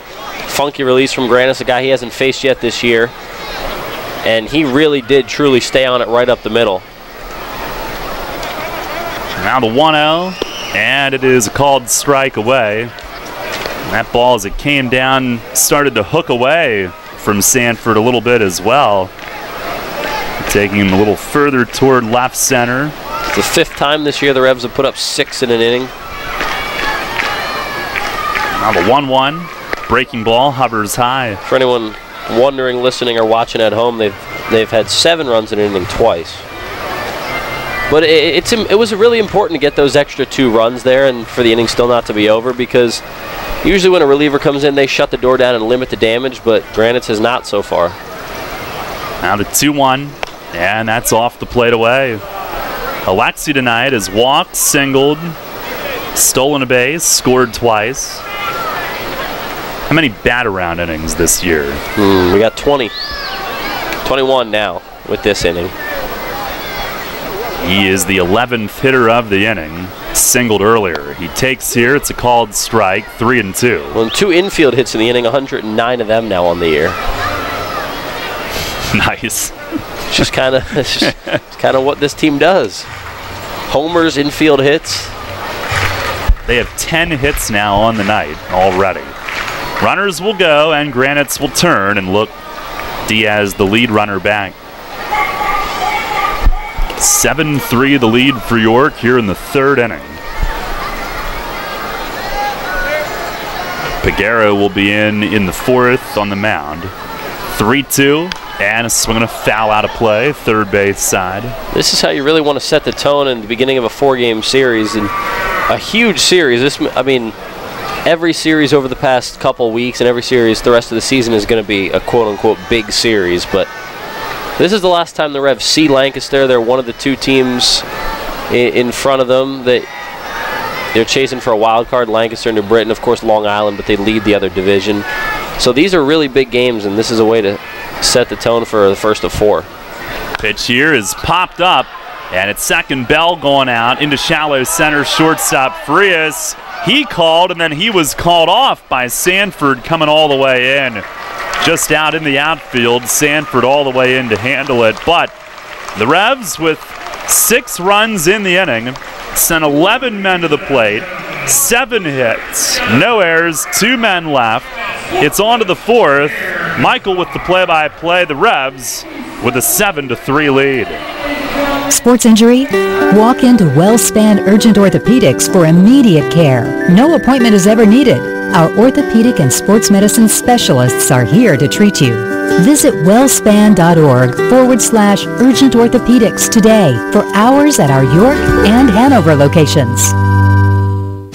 Getting pumped for another year of high school football? All this month, Sports Radio 1350 WOIK lays it all out for you in the High School Football Spotlight, presented by WellSpan Sports Medicine. Catch a preview every day in August on Sports Radio 1350 as we break down the teams and the players of the 2018 York Adams League. Or go to WOIK1350.com to access this year's complete lineup of high school football preview. Then, this fall, every Friday night, it's the High School Football Game of the Week, presented by WellSpan Sports Medicine. Only here on Sports Radio 1350.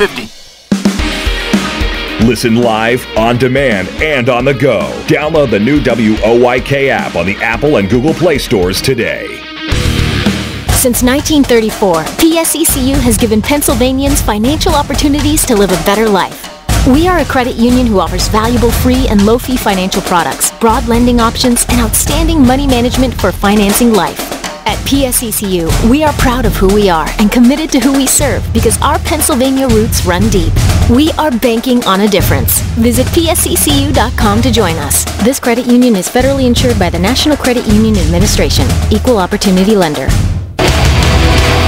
You're on the home of the Atlantic League champion York Revolution. Sports Radio 1350 WOIK, York.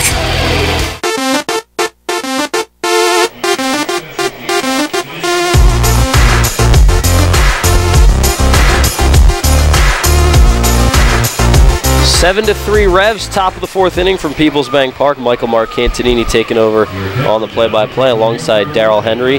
New pitcher for the Revs here in the 4th, Hyland Peguero, takes over for Robert Carson. Carson left the game after he completed the top of the 3rd inning and walked to the clubhouse with team's athletic trainer Chong Choi. So Carson's day is done. He looked like he was holding something on his finger area, maybe a blister, something of that nature. It wasn't anything shoulder or elbow, arm related, we don't think, because of the way he walked off pretty casually. But he is out of the game.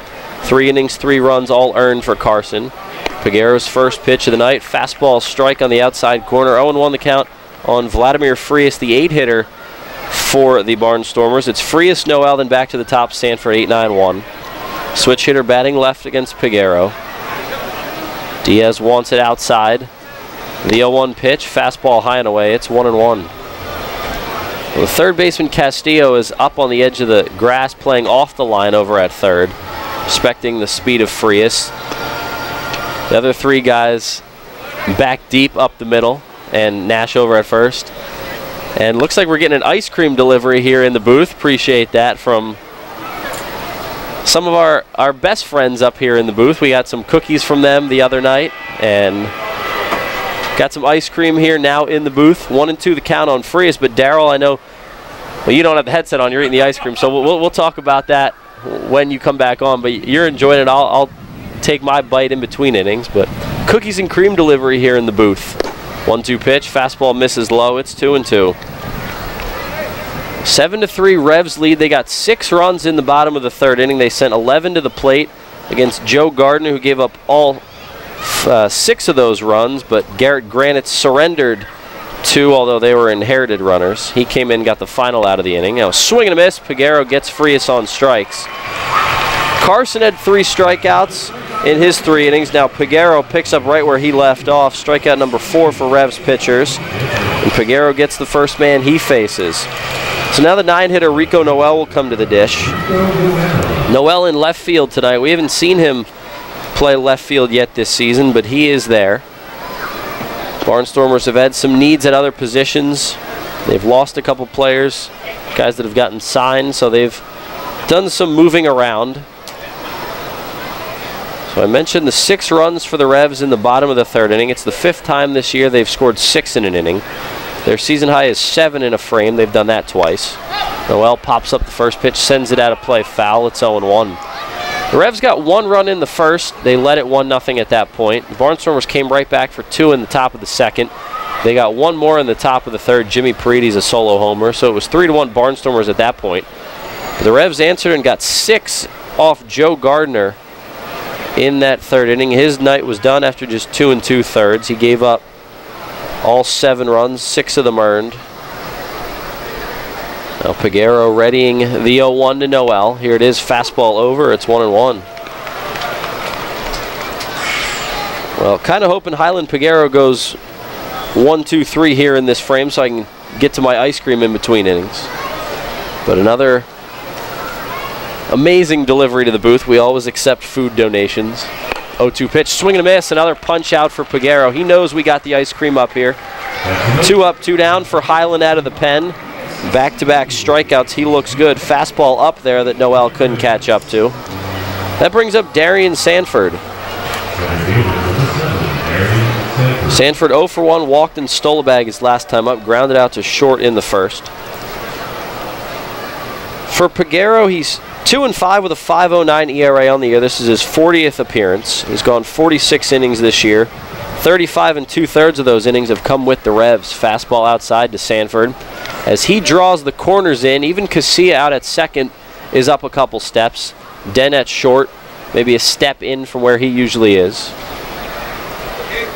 Peguero readies the 1-0 to the speedy switch hitter. Swing and a miss. Fastball outside that Sanford couldn't catch up to. I mean, he wasn't even close to that one.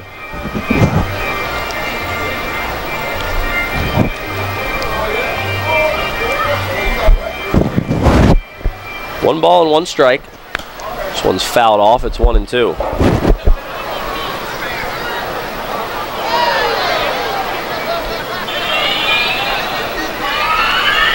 Revs lead at 7-3, bottom 4. 6 runs in the bottom of the 3rd inning. Wellington Dotel hit a 2-run homer. Telvin Nash tied the game before the homer with an RBI single. Alonzo Harris brought in 2 with a single up the middle. 1-2 pitch, chop foul. Peguero looking for a 1-2-3 frame. He's looking to strike out the side. Carson did not retire the Barnstormers in order in any of his 3 innings. So Peguero looking to do that here.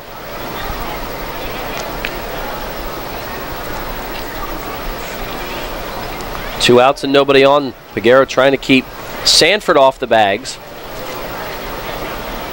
The 1-2 pitch, fastball just a little bit high, and the count goes to 2-2. Darryl mentioned earlier that Sanford on a bit of a hot streak for the Barnstormers after a cold stretch.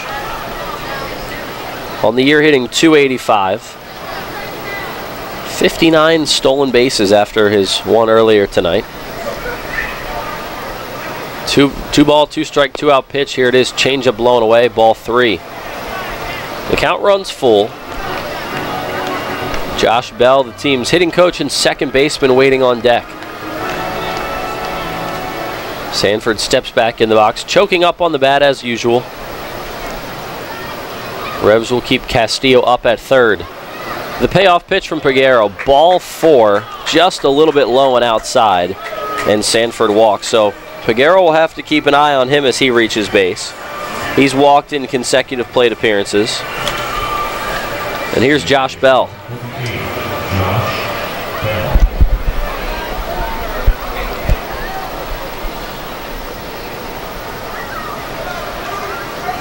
Bell walked and stole a bag in the 1st inning. Struck out swinging his last time. He is the K-man. He turns around to the left side. Face the righty Peguero. First pitch fastball outside. It's 1-0. 7-3 the Revs lead. Top of inning number 4. Game 1 of a 4-game set with the Barnstormers. The final 4 games between the two teams this year. Game 1 of a 7-game homestand. Move over to first. Sanford back safe. Sanford has stolen 59 bags this year, but he's also been caught 20 times. So we're talking about a guy who just runs all the time. And the success is more often than the failures, but he does get caught quite a bit. Now he runs again, the 1-0. Throw down from Diaz, a good one, but it'll just hang up there a little bit too long. And Sanford steals second base. Stolen base number 60 on the year. Now an even 75% success rate, 60 for 80. 80 stolen base attempts, and we're just over the 100 game mark in the season. And talk about a guy who, if he's on base, he's going to go. So another runner in scoring position for the Barnstormers. After the Revs took a 1-0 lead, they scored 3 unanswered, but Revs came back for 6 in that bottom of the 3rd.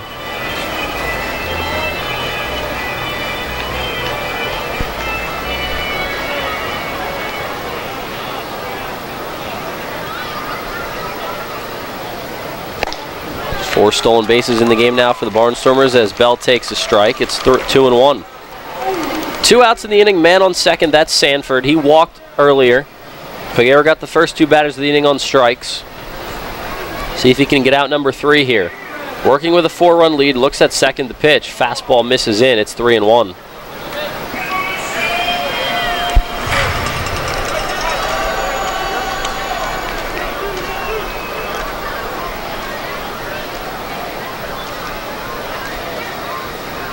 Three balls and a strike. Another check on Sanford at second. Pitch, fastball fouled out of play down the left field line, and the count runs full. 3 balls, 2 strikes, 2 outs now.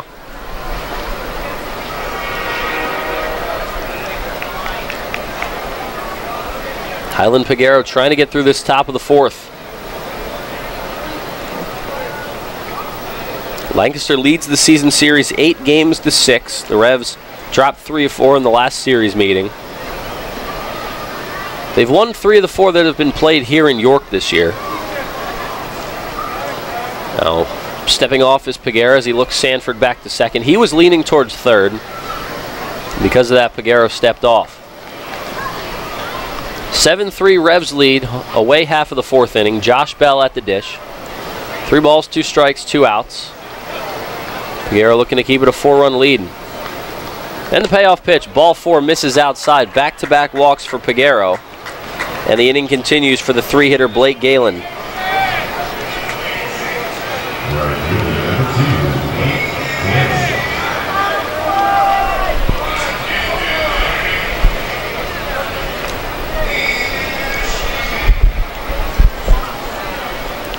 Well, I couldn't make it till the end of the inning. I had to take a scoop of the ice cream. Just can't let it go if it's just staring at me like that. But Highland Peguero not helping the cause. Back-to-back walks after striking out the first 2 batters. Now first and second for Galen.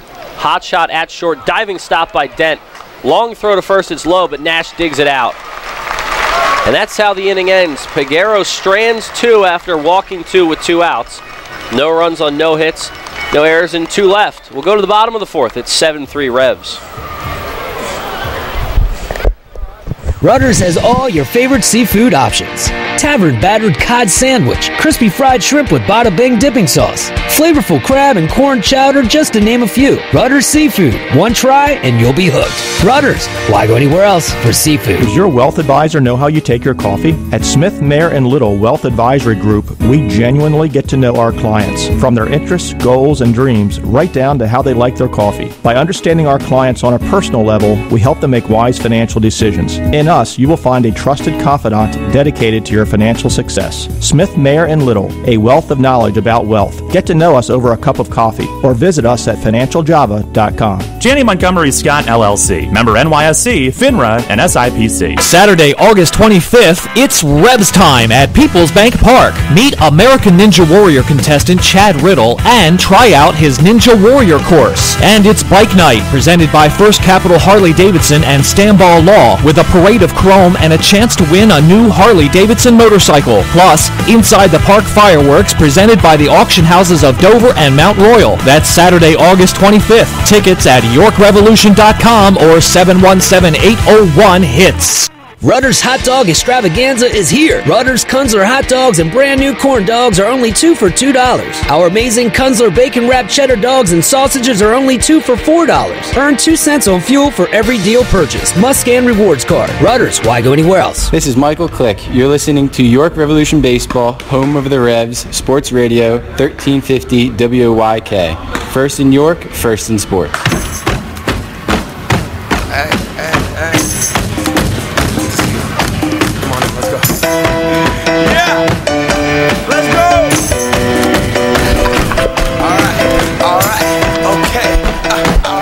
Coming back to you with a brain freeze in the bottom of the 4th inning. 7-3 lead for the Revs over the Barnstormers in the first game of this 4-game set.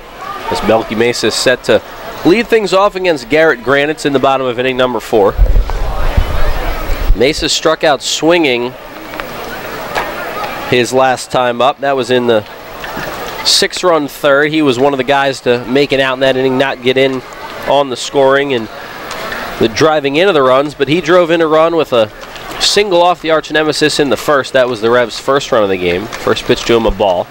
Here's the 1-0. Melky shoots it back up the middle, but Josh Bell, the second baseman, will pick it up on one hop backhanded and throw over to first. It looked like Bell caught that one out of the air, but he threw to first just in case. So either way, Mesa retired for the first out. Silvio Martinez, the first base umpire, was signaling out. The Bell caught it on a fly, so it looks like that'll be a line out instead of a 4-3 ground out. Now with 1 out in the inning, here's Telvin Nash. Nash singled home the tying run in the 3rd inning. That made it 3-3 before the Revs tacked on 4 more. First pitch to him, fastball a bit low from Granitz. It's 1-0. 10 hits already for the Revs in this game. They look for more. Nash pops one up, fouls it out of play. And he got a sweeping slider of some kind of breaking ball that swept across the zone. And it's one of those that just kind of looks like a frisbee flying across the plate or a wiffle ball up there. Nash stayed on it best he could, popped it up, but luckily out of play for his sake. And the count goes to 1-1. It's really tough to stay on Garrett Granitz and his pitches out there. Alonzo Harris did a good job last inning of doing that. Nash takes a strike. Harris brought in 2 more on a single up the middle off of Granitz. The runs were charged to the starter Gardner, but Harris with 2 strikes on him stayed up the middle with his approach, looked the ball in and drove one up the middle. Now Nash fouls one over past the Revs dugout. It might have hopped in the Revs dugout. The count remains 1-2. 1 out in the inning, no one on. Nash hitting .281, 9 for 32 over his last 10 games coming in. 3 homers, 7 RBIs in that span. Now he chops one back to Granite's. Right-hander backhands it and throws over to first in time. 2 up, 2 down in the inning. Granite's now in his first full inning of work for the Barnstormers. On the season, he's 1-0 with a 1.84 ERA. This is his 37th game. He has 1 save. He's gone 34 1/3 innings coming in. He's given up 30 hits, 25 Ks, and 17 walks upon entering today's game. Dotel now flails at a slider across the plate. That thing coming in really slow. Dotel hit a 2-run homer to left center his last time up. That gave the Revs the lead. It was tied when he hit it. A 1-out blast over the left center field wall. Revs' first homer of the game. Now Granite's a long pause with the leg kick. Dips down, sidearm throw misses inside. It's 1-0. Excuse me, 1-1. 2 outs in the inning, no one on. Revs lead it by 4. It's 7-3 York. That one down and in. It's 2-1. And Granite's will change his delivery and go with a long pause and leg kick and then really drop down before coming to the plate. He'll do that. Now Dotel puts one in the air left center field.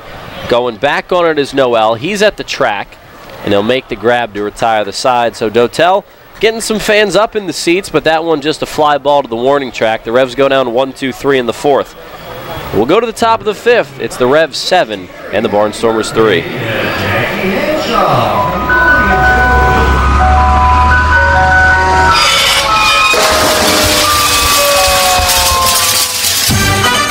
Tired of hearing that music?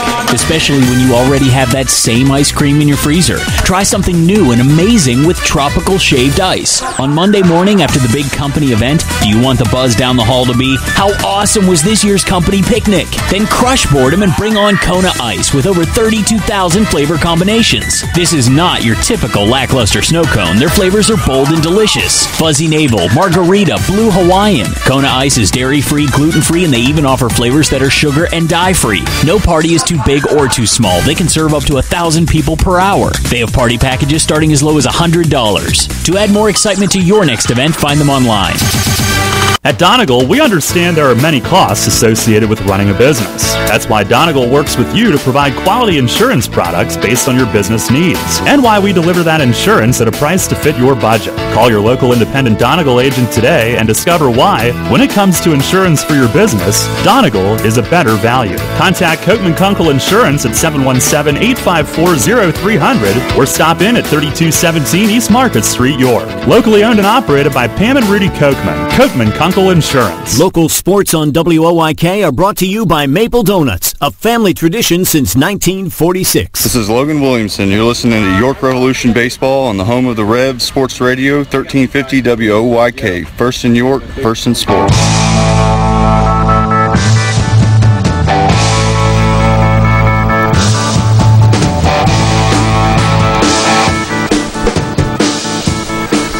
We go to the top of the 5th in downtown York. Michael Marcantonini and Darryl Henry with you in the broadcast booth as Highland Peguero comes out for another inning of work. He took over in the 4th inning for Robert Carson, who left the game after 3 innings with an apparent injury of some sort. We think it's hand related. It looked like it could be a blister. It doesn't look to be anything serious, but he is out of the game. Peguero threw a scoreless 4th, struck out 2 in that inning. And now leading off the top of the 5th is Jimmy Paredes, the switch-hitting third baseman. Hit a home run off Carson in the 3rd inning, batting right-handed. That one went over the arch nemesis. 1-0 pitch. 2-hopper out to Alexi at second. He'll pick it up, throw over to Nash at the bag. 1 up, 1 down for Peguero here in the 5th. So Paredes retired on just a couple pitches. Brings up Ryan Castile, the catcher, a guy that the Revs have had fits with. They have really not been able to solve him all season. As Castile so far tonight 2 for 2 with a run scored, a pair of singles. Castile hitting .307 now through 82 games, and this being his 83rd. Now an even 90 hits on the year. First pitch to a miss, so it's 1-0. 1 out in the inning, no one on. 7-3 lead for the Revs, top 5. Pitch from Peguero misses low and away, it's 2-0. And Castile, a guy who can move around the diamond. He's a catcher, but he also plays a little bit of first base. Barnstormers keep his bat in the lineup often, DHing him. And the 2-0 from Peguero, fouled out of play, it's 2-1. On the season against the Revs, hitting .341 through 12 games coming in tonight, 15 for 44. He's now 17 for 46. Which is good for a .370 batting average against the Revs. 2-1 pitch, misses low and away, it's 3-1. Castile's hit 2 homers and has 8 RBIs this year against the Revs. He's reached base at a .383 clip, and the Barnstormers, a team that's hit really well against the Revs, a .285 team batting average through 14 games this year in the series. They've also pitched pretty well, a team .350 ERA. Now a hot shot past the diving third baseman Henry Castillo into left field. Another hit for Ryan Castile, he's 3 for 3. And now a man on first with 1 out. Just can't get him out. It's what it's come down to, and they're not all hard hit balls, they're not all gappers, anything like that, but Castile finds a way to reach base against this Revs team. He's done it all year. That brings up Trayvon Robinson. He's DHing tonight, a night off from the field. He's been their everyday left fielder all year. Another switch hitter, endless lineup of switch hitters for the Barnstormers, and when Josh Bell, their hitting coach, was activated, that gave him another. Robinson skies this one out of play down the left field line. It's 0-1. Revs lead at 7-3 over Lancaster, top 5. Revs got 1 in the first, and Lancaster came right back with 2 in the second and 1 in the third to go up 3-1. But the Revs put up 6 runs in the third inning. They sent 11 to the plate, and they lead at 7-3. Double play depth for the Revs. Now a hot shot past the diving Ryan Dent into center field, a base knock. Dent was pinching for 2, but even he couldn't get to that one, as that one's up the middle to the left of second base. Robinson a hard hit ball, so back-to-back singles past diving Revs infielders. And the Barnstormers have 2 on with 1 out in the 5th. That brings up Casey Hobson, the first baseman. His dad, Butch Hobson, managed Lancaster for a bunch of years. He's now managing the Chicago Dogs in the American Association. Well-traveled baseball family, the Hobsons. Now meeting on the mound with Peguero, pitching coach Paul Fletcher, and catcher Roger Diaz. It's first and second for the Barnstormers with 1 out. The Revs lead at 7-3 in the top of inning number 5. Home plate umpire Jorge Terran now out to break things up. This will be an official mound visit for the Revs, as Fletch wanted to go over the scouting report, I'm sure. Pitch sequencing here to Hobson, the first baseman, who has some pop.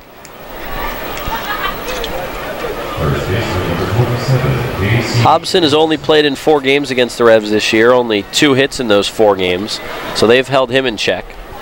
James Pugliese getting loose in the Revs pen right now. First pitch from Peguero is a ball that misses, and again, Denton Casilla at double play depth. The Revs have already turned 1 ground ball double play. Carson induced that one in the 2nd inning. Right now it's Peguero trying to get through this 5th. He's gotten 4 outs so far out of the pen. He steps off now with the count 1-1 on Hobson. Hobson walked and was erased on that double play in the 2nd. He lined out to left his last time up. Peguero comes set, checks second, leg kick and the pitch. Slow chopper off of his foot. And that's a foul ball. It rolled all the way to first base. Nash, just in case, picked it up and touched first. But, well, now they're going to send him down to first. Did they call a catcher's interference? It seems like that's the only possible outcome that it could be there, because it's not like you can call like a fielder's interference. It's not, Diaz didn't do anything. So Hobson will head down to first. I gotta believe it's a catcher's interference, so that will load the bases with 1 out. Revs still up 7-3 in the 5th. Here's Vladimir Frias, the shortstop. He's 0 for 2. Peguero set. And the pitch. Off the end of the bat, might have broke it. Pop up, shallow left field. Dent, the shortstop, ranges over behind third base and makes the grab. He'll flip it into Castillo at third and keep the runner Castillo where he is. So it's Castillo at third, Robinson at second, and Hobson at first after the catcher's interference. That goes down as an E2 in the book on Roger Diaz. But on one pitch, Peguero gets Frias to pop up, and not the approach you expect from a guy with the bases loaded and only 1 out, but it works in the Revs' favor. Now the bases are loaded with 2 outs. And Rico Noel, who's been a Rev and Atlantic League killer this season, comes to bat. Noel singled and stole a bag in the 2nd inning, struck out swinging his last time up, hitting .487 in 11 games against the Revs. Bases loaded, 2 outs. First pitch swinging, chop foul. That one rolls over the Barnstormers dugout. It's 0-1. Noel has driven in 7 runs this year against the Revs. He's 19 for 39. Hit a home run in the last series meeting between the clubs. And that was significant for Noel because he's not a power hitter by any stretch. It's his only home run this year. 0-1 pitch. Chopper to short. Dent comes up on 1 hop. Off-balance throw to first in time. Nash steps on the bag, and the inning is over. So Highland Peguero works out of danger again. He strands the bases loaded. He works out of a bases loaded 1-out jam. And we go to the bottom of the 5th with the Revs still holding their 7-3 lead. Stick with us.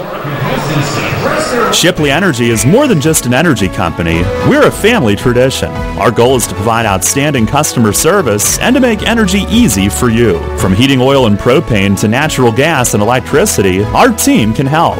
We also offer HVAC services, installation, maintenance, and service plans to keep your home safe and comfortable. In addition, our team can improve the quality of water in your home. To learn more, visit ShipleyEnergy.com or call 855-5-SHIPLEY. We make energy easy. You trust AAA to work at every mile. But AAA doesn't just cover your car. They can also cover your home. AAA Home Insurance protects every square foot. And when you add AAA Home Insurance to AAA Auto Insurance, you get more protection and more savings. Insurance that's not just insurance.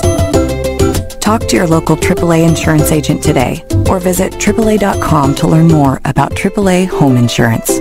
High school football kicks off this month on WOYK. The action starts Friday, August 24th as the West York Bulldogs visit the Central York Panthers. Join Gareth Hissong and Brett Petrak at 6:30 on our brand new WOYK Preps YouTube. Subscribe to WOYK Preps on YouTube to watch live and on demand, also available through WOYK1350.com. The game of the week presented by WellSpan Sports Medicine starting Friday, August 24th on WOYK Preps on YouTube. This is Paul Fletcher. You're listening to York Revolution Baseball on the home of the Revs, Sports Radio 1350 WOYK. First in York, first in sports.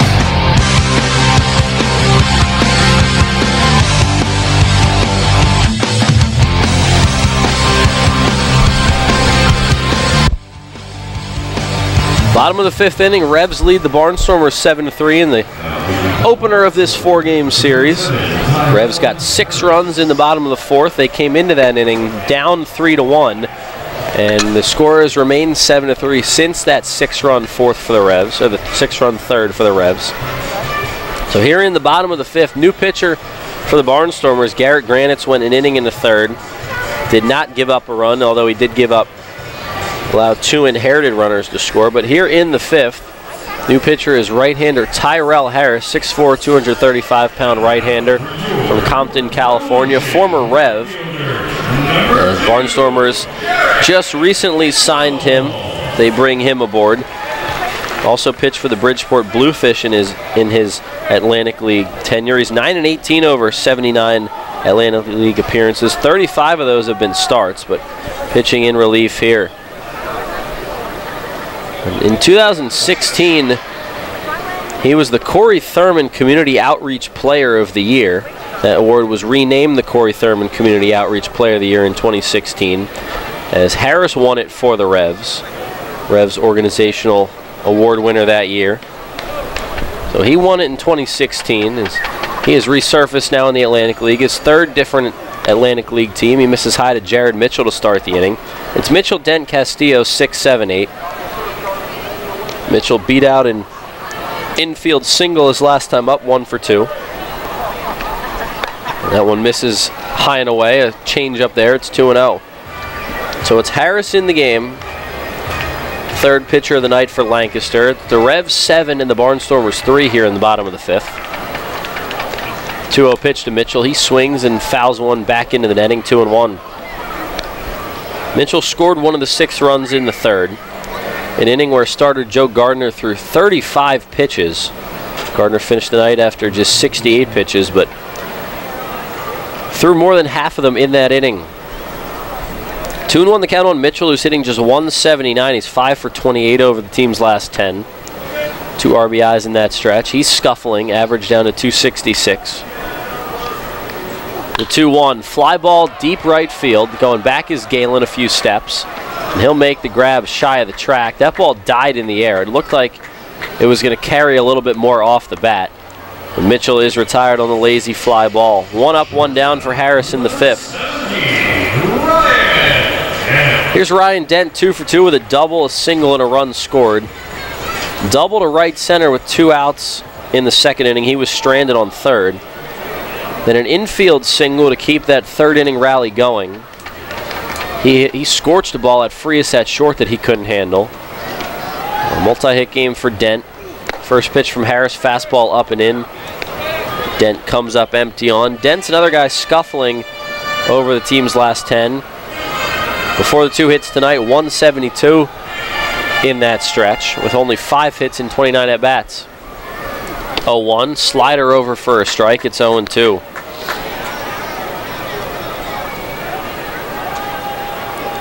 This is Harris's first appearance on the season with the Barnstormers, and again, a guy just added. Swing and a miss from Dent, strike 3. 3 pitches, 3 strikes. Harris gets Dent 2 up, 2 down in the inning. 4th strikeout of the game for Barnstormers pitching. Here's Henry Castillo, the third baseman. Henry Castillo. Switch hitting infielder will dig in. He singled his first time up, grounded out to first his last time. Revs lead at 7-3, home half of the 5th. Fastball outside. It's 1-0. Well, I mentioned Dent, already a multi-hit game in this one. On the season, he now has 19 of those. 18 of them have been 2-hit games. This one laced past Casey Hobson at first into right field, a knock. Slow turn around first as Castillo heads back to the bag. A 2-out single. He roped that one past Hobson. Well, he has a multi-hit game now, does Castillo. And for Castillo, that's his 3rd of the season. Brings up Roger Diaz, the 9-hitter and catcher. He had a key walk in that 3rd inning. He was the 9th man to bat in the inning. Worked a walk on 5 pitches. Then Alonzo Harris brought 2 home with 2 outs to give the Revs 2 more runs. And that made it a 6-run inning. Otherwise, it could have been a 5-run inning. But Diaz, who just took a strike, it's 0-1, kept that inning alive. 7-3 York lead over Lancaster, home half of the 5th. Move over to first. And diving back is Castillo. Tyrell Harris knows this ballpark well. Pitching on the visiting side this time around. Another move over to first. That one a bit quicker than the first. The first was just a lob. Revs 11 hits in the game. Diaz looking to make it 12. Neither team has scored since the 3rd. The Revs made a count with 6 in the 3rd. Now Diaz, inside-out swing, fly ball to right field. Galen barely has to move. A couple steps in and over and right. He makes the grab, and the side is retired. No runs on 1 hit, no errors, and a man left we've played 5 full from PeoplesBank Park. It's the Revs 7 and the Barnstormers 3. Going to the top of the 6th next. Stick with us on the broadcast. Have you heard? Royal Farms has gotten the national culinary recognition it deserves. Yeah, in Food and Wine magazine's article, 10 gas station foods across the country that are worth the detour, they put Royal Farms' world-famous chicken at the top of the list. Well, we've always known that Royal Farms has the best fried chicken, but now the whole world knows. So hurry into a Royal Farms to pick up some of their nationally recognized world-famous chicken before the world beats a path to their door. Royal Farms, real fresh, real fast. If you own a tractor-trailer business, then you know the cost of having your rig down instead of on the road. Rivers Truck Center in Red Lion keeps your trucks on the road by providing a one-stop shop for all your trucking needs. Rivers handles full-service truck sales and carries a full line of parts for all makes and models, has their own full-service collision center, and provides 24-hour emergency towing and roadside assistance. Check out riverstruck.com for more info. There's a reason Rivers Truck Center has been in business for over 40 years. They really do care. It is easy being green. In York County, trash is safely managed at a waste-to-energy facility where it is used as fuel to produce electricity. The electricity generated from trash is enough to power 20,000 homes. That's enough to light the entire city of York. Learn more at www.ycswa.com. Garbage is power. This is Ryan Dent. You're listening to York Revolution Baseball on the home of the Revs, Sports Radio 1350, WOYK, first in York, first in sports.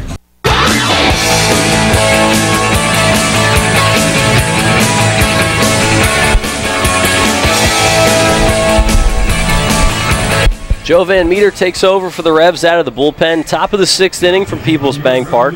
It's the Revs 7 and the Barnstormers 3. Van Meter just finishing up his warm-up toss. His 3rd pitcher of the night for the Revs. He takes over for Highland Piguero, who pitched the 4th and 5th in relief of Robert Carson. Piguero went 2 scoreless.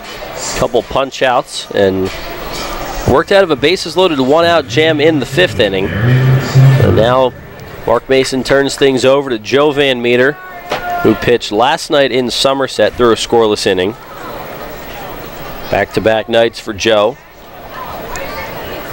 First pitch of the inning to the leadoff man, Darian Sanford, is down and away. It's 1-0.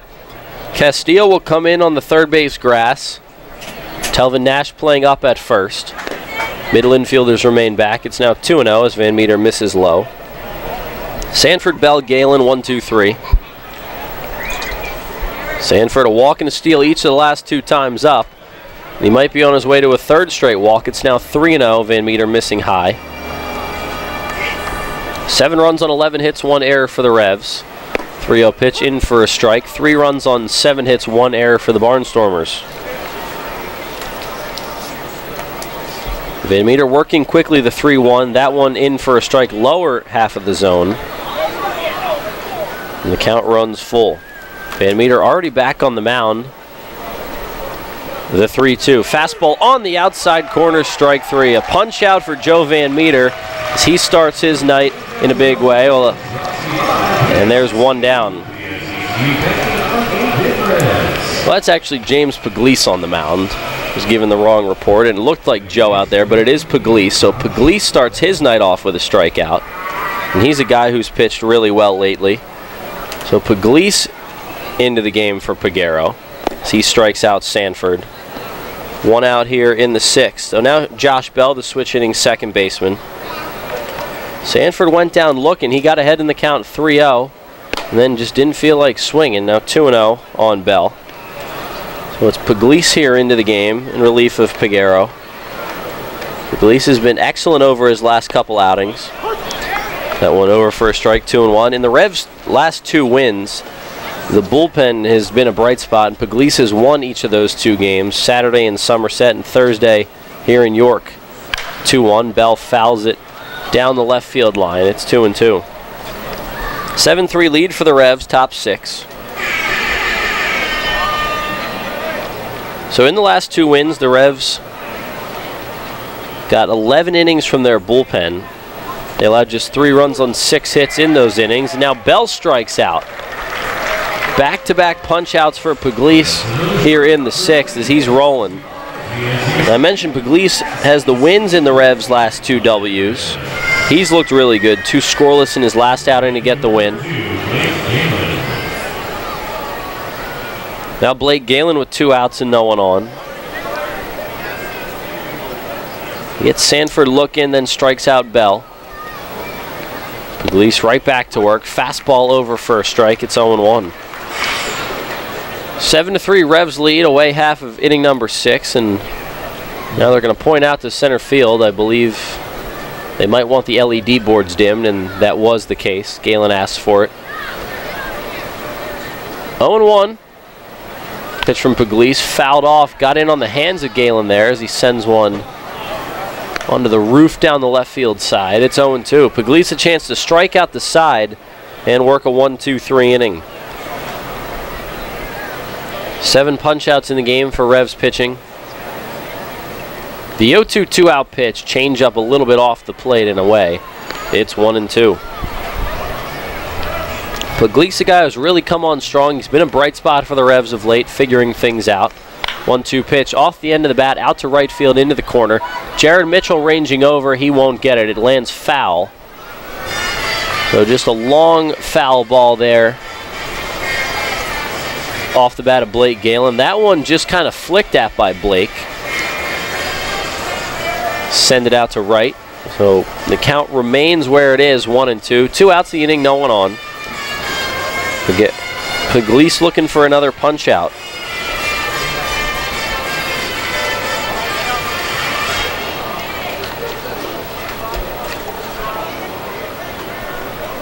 Galen back in the box. He's ready from the lefty batter's box. 1-2 pitch. Fastball misses just in. And the count goes to 2-2. Pugliese on the season 2-1 with a 3.43 ERA through 18 games, 21 innings of work. 23 strikeouts, only 8 walks. The 2-2 pitch fouled off over our heads in the press box. The count stays even at 2. 2 outs the inning and no one on. The Revs holding their 7-3 lead. The score has remained 7-3 since the bottom of the 3rd inning when the Revs sent 11 to the plate. They scored 6 runs in that frame. 2-2 pitch again, swing and a miss, fastball upstairs. Pugliese ramps it up to 91 and he strikes out the side. Looking, swinging, and swinging again, and he sends the Revs into the bottom of the 6th with their 4-run lead intact. We go to the bottom of the 6th next. No runs on no hits, no errors, and no one reached base. Stick with us on the broadcast. It's 7-3 Revs. Hey, it's the good-looking genius at Broadway Transmission. You know what really grinds my gears? Perfectly good cars being thrown away just because the transmission went bad.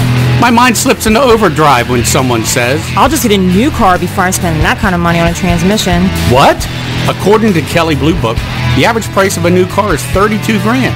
Now you're going to finance that, right? There's another $6 to $8 grand. And if you drive it off the showroom floor, it loses 20% of its value immediately. Don't forget, you also have to pay sales tax, higher insurance rates, title and registration fees, and come up with $600, $700, $800 a month depending on your interest rates for 5 years. And remember, you will still have to pay for the upkeep of the car. Brakes, tires, wipers, fluids, etc. Stop! Trade your transmission, not your car. Thanks, good-looking genius. You're welcome, ma'am. Broadway Transmission. We'll get your shift together and save you all that dough. Visit us on the web at BroadwayTrans.com or stop in and see how it's done. So, John, what should the Steelers' focus be this season? Steelers fast play for sure. As opposed to what? I'm talking Steelers fast play tickets from the Pennsylvania Lottery. Playing's faster than our wide receiver running a slant. Faster than our defense blitzing the QB? Oh, yeah! The game's got progressive top prizes, plus second chance drawings for Steelers game tickets, meet and greets, autographed merchandise, and more. Wow, I'm gonna get mine fast. Fast play. Play fast, win instantly. Players must be 18 or older. Please play responsibly. Benefits older Pennsylvanians every day. This is Chang Choi, athletic trainer of the York Revolution. You're listening to York Revolution Baseball on the home of the Revs, Sports Radio 1350 WOYK. First in York, first in sports.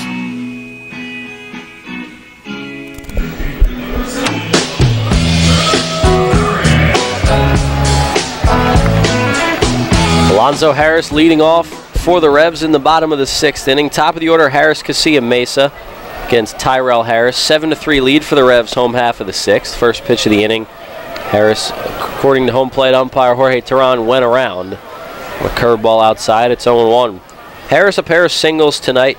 Drove in 2 with his last single. He's also scored a run. Both those hits came in the third inning. He takes strike two. It's 0-2. Harris's bat is coming around as of late. Average up to 231 after it dipped below 200 pretty briefly, but nonetheless it did dip. Now a ground ball out to short. Frias has it up quickly. Throw to first. Dug out by Hobson at the bag. One up, one down for Harris, who has looked good since coming into the game. That is Harris on the mound. The other Harris, who was at the plate there, has looked good as well. We had Harris and Harris, didn't even realize it. Now Alexi Casilla digs in. Casilla 1 for 2, a single, a walk, stolen base, and 2 runs scored. First pitch to him. Fastball that misses up and in. 1-0.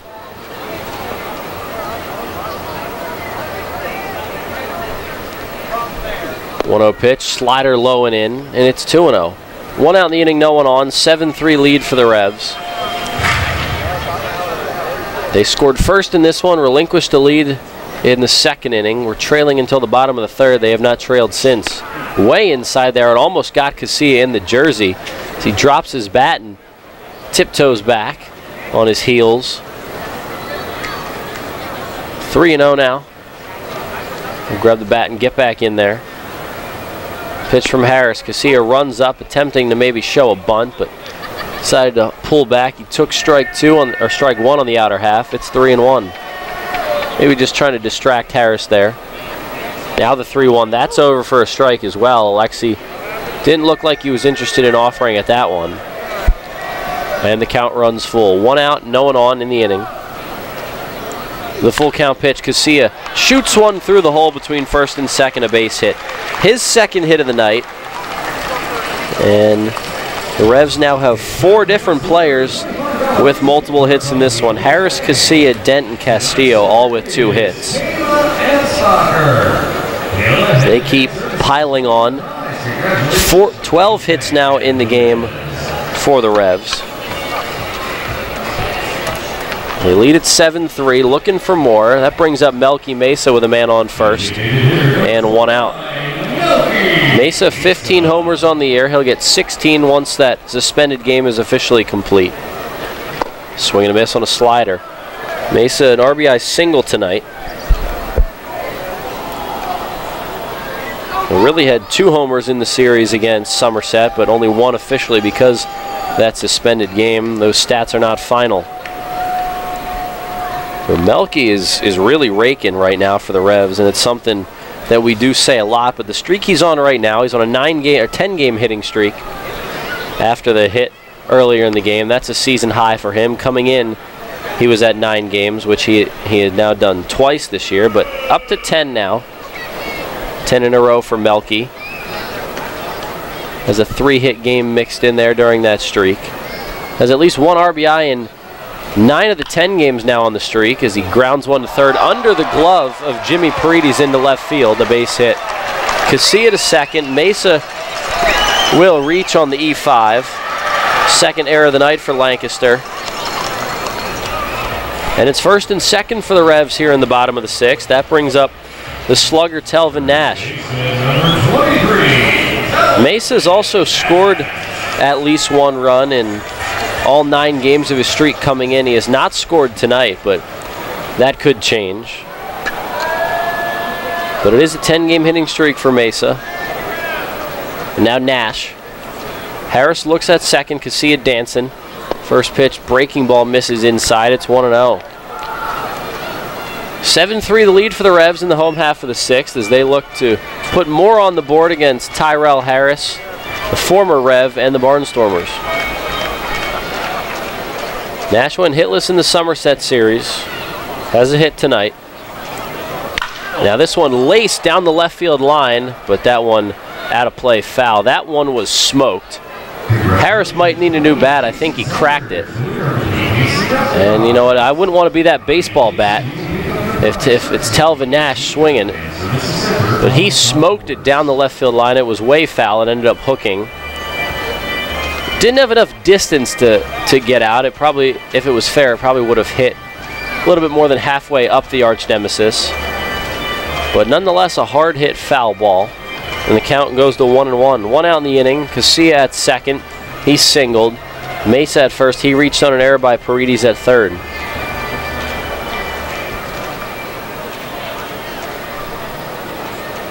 Three homers over his last 10 for Nash. 1-1. Slider misses low away. It's 2-1. He's been awesome since rejoining the club. Has not skipped a beat. Hitting .340 with 7 long balls and 18 RBIs now with an RBI tonight.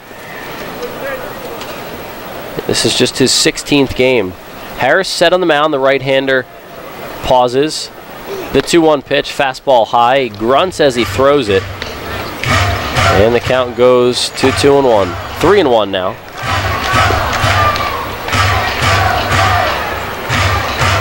Revs lead at 7-3, bottom 6.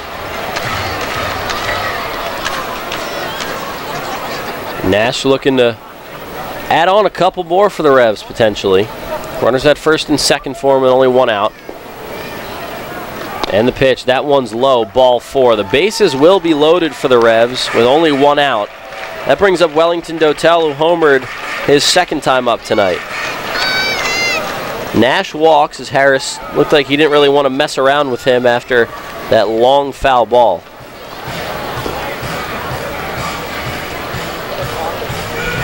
So that loads the bases. Casilla to third, Mesa to second, now Nash at first. And now Ross Peoples out for a chat with his entire infield. Luke Westfall warming up in the bullpen for Lancaster. Former Rev that former title hasn't been there for that long. He was only released a couple weeks ago. Spent last season and all of this year prior to his release in a Revs uniform. But his release came on a day where there were just a ton of moves for the Revs. He was released on August 3rd. So he hasn't even been gone a full 20 days. But he is up in the pen. He could be up for Mitchell, who's a lefty on deck. Bases loaded for the Revs. 1 out. They lead it by 4. First pitch from Harris, fastball up and in. Dotel takes.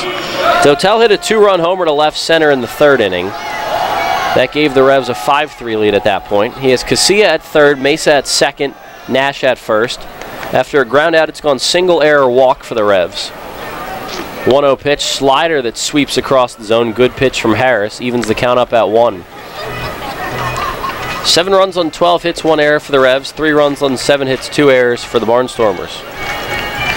Big spot in the game. Dotel a chance to break this thing wide open. He can double the lead with 1 swing. 1-1, way low and outside. Looks like Harris tried to overthrow that one. It's 2-1. So Darryl, I'll bring you back into the broadcast now. I've been doing nothing but eating. Well, hopefully you enjoyed the ice cream, because I know I did. Very. Big spot right now. 2-1 on Dotel.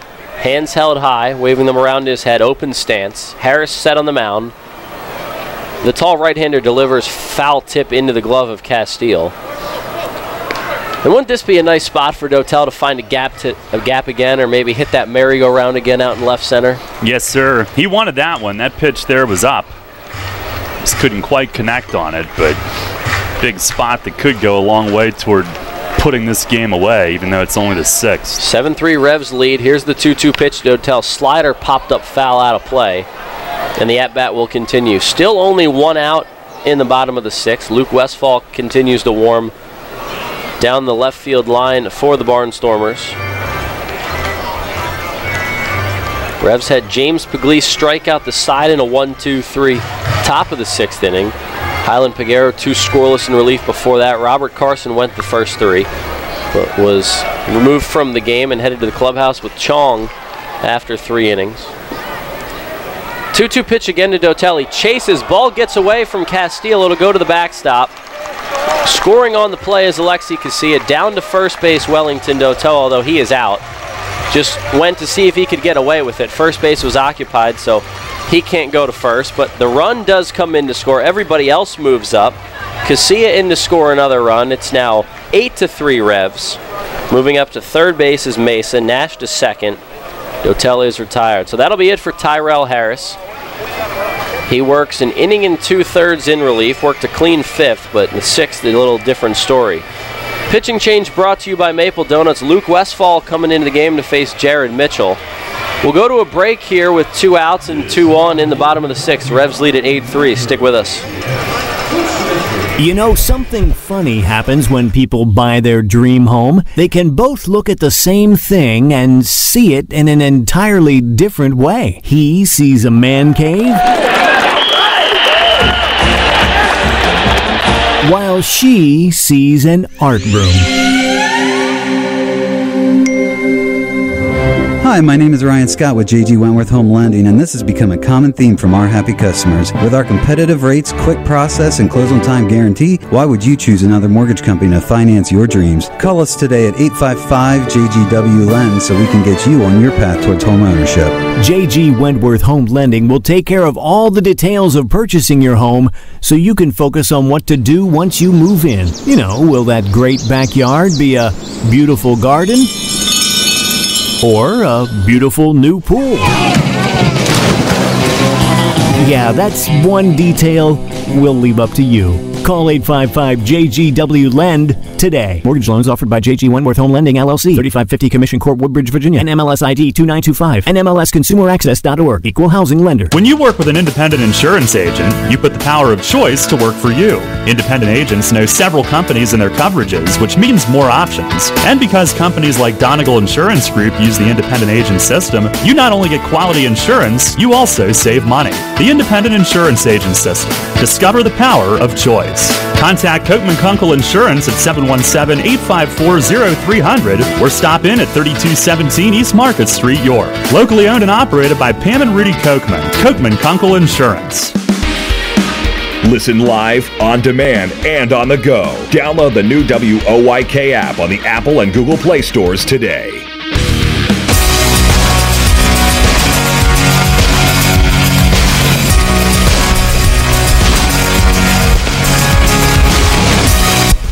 New pitcher into the ballgame for the Barnstormers. Pitching change brought to you by Maple Donuts. Luke Westfall, the former Rev, who was released by the Revs just 17 days ago, takes over. His 4th appearance for Lancaster. He has not given up a run yet with the Barnstormers. He'll face Jared Mitchell with 2 on and 2 outs. Runners at 2nd and 3rd. Mesa on 3rd. He reached on an error in the inning. Nash at 2nd. He walked. A run just came in to score. Dotel struck out swinging with the bases loaded, but a wild pitch allowed Alexi Casilla to come in from 3rd. So an 8-3 Revs lead as they tack on one more. Westfall comes in for the left-handed hitter Mitchell.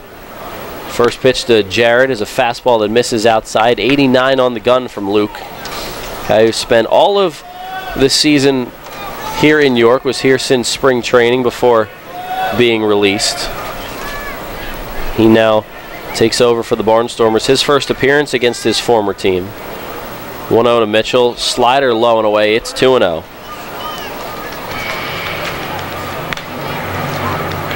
Darryl, a guy who has good stuff and saw a lot of success with the Revs over the past year and a half, but just seemed like it was time for both parties to move on.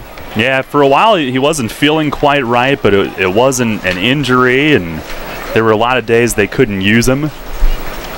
2-0 pitch to Mitchell. Fastball misses inside. It's 3-0. And even with Lancaster, it's been several days since he's been in over there. He was trying to work through some things, whether it was mechanically or how he felt, and how that translated out there. He's throwing 2 2/3 scoreless over 3 outings for the Barnstormers. He misses ball 4 to Mitchell. 4 straight balls, and Jared Mitchell walks to load the bases once again here in the bottom of the 6th. But this wasn't just a one-batter situation for Westfall. Nobody else up in the Barnstormers' pen, so it is Luke's final out of the 6th to get, unless I guess he really runs into trouble. Bases loaded. Here's Ryan Dent. Revs up 5, and no lead can be too safe against this Barnstormers club. We're in the bottom of the 6th inning. A lot of baseball left, so the Revs trying to add on. First pitch to Dent. Looked like a slider there that misses. It's 1-0. And do you think the Revs, knowing a guy so much, is going to help facing him now? Could. It could. I mean, they're behind him in the field, but they know how he likes to attack. Bases loaded, 2 outs. 1-0 the count on Dent. Castile wants it low and away. He gets it there for strike 1. It's 1-1. I think Dent being in the middle of the field sees it even more so. Mitchell out in right field maybe doesn't see the type of pitch as much being in the corner, but Dent can probably see signs from short. Dent ready. The 1-1 pitch from Westfall. That missed way inside. Castile looked like he was crossed up there. It's 2-1. In case you're wondering, the Revs have 3 grand slams as a team this year. Michael Burgess has 1, Tyler Clark the other. Dent a chance here. 2-1 the count with 2 outs. Bases juiced. 8-3 lead for the Revs, bottom 6. Westfall's 2-1. Dent grounds it out to short. Waiting back on it is Frias. He'll flip the short way to second. Close play at the bag. Mitchell slid in quickly, but the inning is over. So Westfall walks a batter, but he gets out of the bases loaded jam with a 6-4 fielder's choice. And that'll do it for the 6th inning. We'll go to the top of the 7th after the Revs tacked on 1 more. They lead at 8-3 over the Barnstormers. Darryl Henry taking back over the play-by-play duties in the 7th. We'll go there next on Sports Radio 1350 WOYK. As you clean it out, keep in mind Community Aid's looking for your lucky leftovers. After you wrap up your yard sale, donate what's left over at your closest Community Aid Drive-Up Donation Center. They're attached to each of Community Aid's incredible thrift stores in our area. Hanover, Harrisburg, Lancaster, Mechanicsburg, and Selinsgrove. Community Aid wants your lucky leftovers to help more than 750 local charities. Learn more at communityaid.net. But don't forget, give your lucky leftovers to Community Aid. Neighbors helping neighbors. High school football kicks off this month on WOYK. The action starts Friday, August 24th as the West York Bulldogs visit the Central York Panthers. Join Gareth Hissong and Brett Petrak at 6:30 on our brand new WOYK Preps YouTube. Subscribe to WOYK Preps on YouTube to watch live and on demand, also available through WOYK1350.com. The game of the week presented by WellSpan Sports Medicine starting Friday, August 24th on WOYK Preps on YouTube. Sports injury? Walk into WellSpan Urgent Orthopedics for immediate care. No appointment is ever needed. Our orthopedic and sports medicine specialists are here to treat you.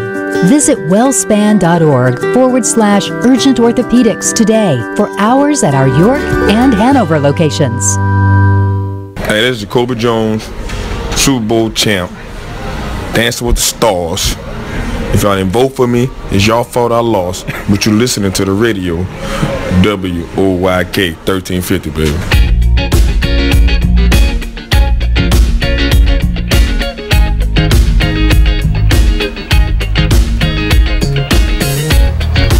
Head of the 7th, 8-3, the Revs in front. James Pugliese stays in. After a 1-2-3, well, a strikeout of the side, in fact, in the 6th inning. First pitch to Jimmy Paredes is down low, breaking ball. Pugliese an 18-pitch 6th. He fires, and a swing and a liner slapped the other way through the left side of the infield. Leadoff single. Barnstormers with their 8th hit. Revs have 12 with an 8-3 lead. Pugliese in his last outing Saturday night got 6 outs at Somerset from 5 batters faced on 11 pitches, 10 strikes, 11 pitches in 2 innings. And here is Ryan Castile. First one is outside, ball 1. So we had Pugliese on for a little chat on the pregame last night. We have part 2 of that still to come this week. 1-0, and that's over for a strike, a changeup. Not to spill all the beans, but among the topics, his love of video games, including Fortnite. Now the stretch, the 1-1, and it misses down low.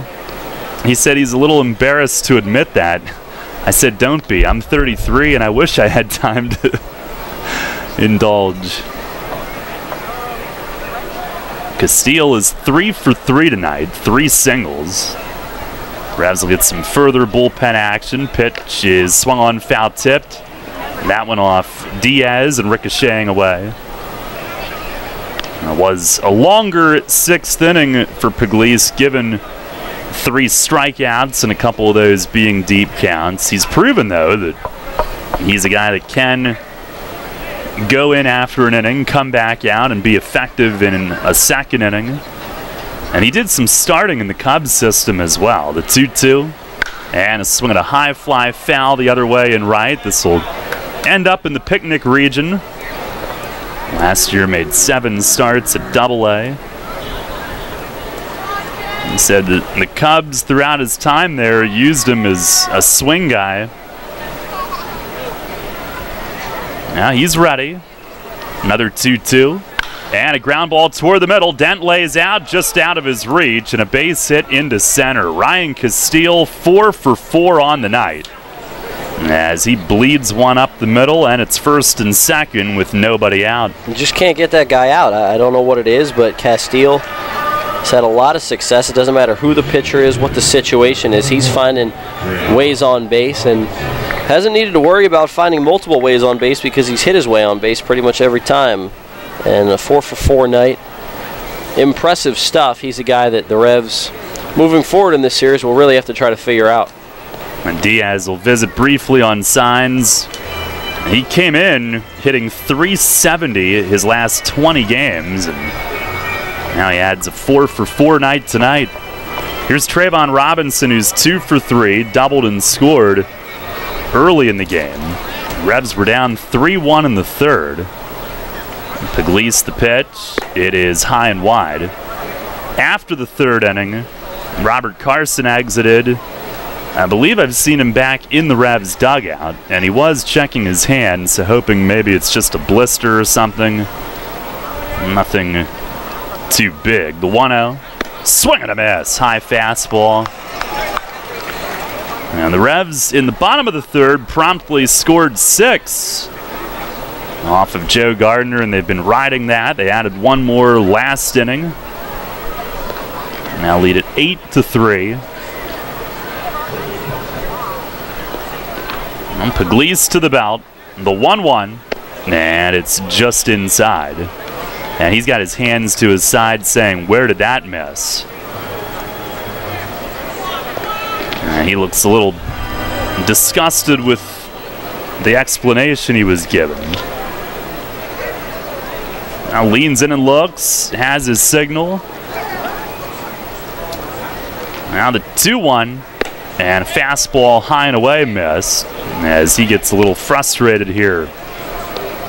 Now he'll have to come into Robinson, 3-1, 2 men already on. Revs have Michael Click up loosening. And they do have a cushion, but Lancaster, the makings of a threat.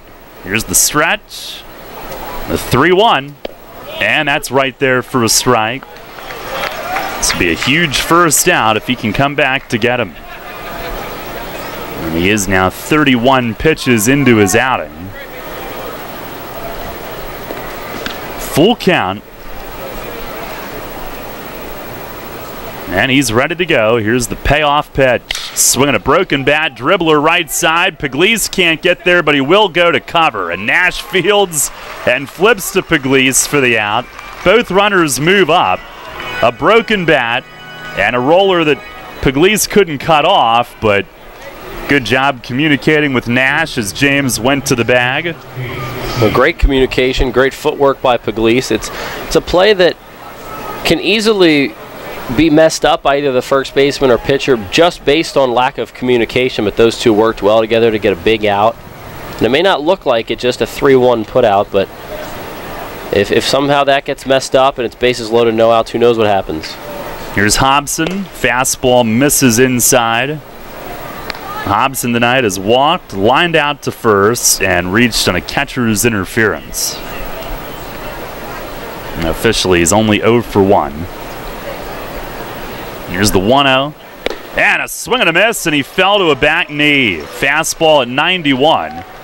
Hobson, who does stand off the plate a little bit, stepping toward it, tried to get to that outside fastball and lost his footing. 1 ball, 1 strike. Holds the hands low, the pitch. He swings, fouls it over the third base side. Right over the dugout, 1-2. He holds the hands very relaxed. He stands straight up, very little knee bend, but he looks very relaxed, not a lot of movement. The hands held a lot lower than most hitters. Just a slightly closed stance. The pitch. Swing and a miss. He struck him out. 92 up in the zone. And James Pugliese with his 4th strikeout out of the 5 outs that he has recorded. 2 down in the inning. One of the biggest things that I've seen with Pugliese is him, just trusting his stuff, trusting the velocity with the fastball and using that to get strikeouts. He's been excellent. A little shaky early on in his Revs career when he came over. Him and Devin Watts came in at the same time, and Watts had significantly more success early on.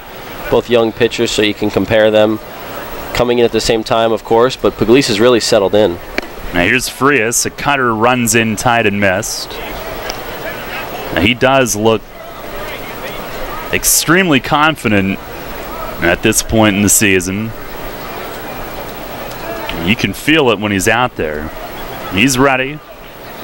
Here's the 1-0. Fastball, it's over for a strike.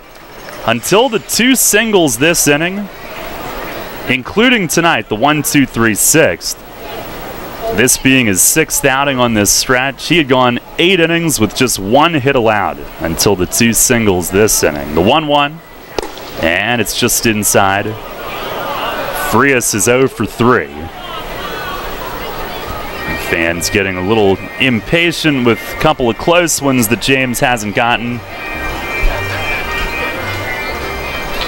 Revs an 8-3 lead in the 7th. He's ready. The 2-1, and that's inside. Same spot. He's close. In near the front arm of Frias, but just missing.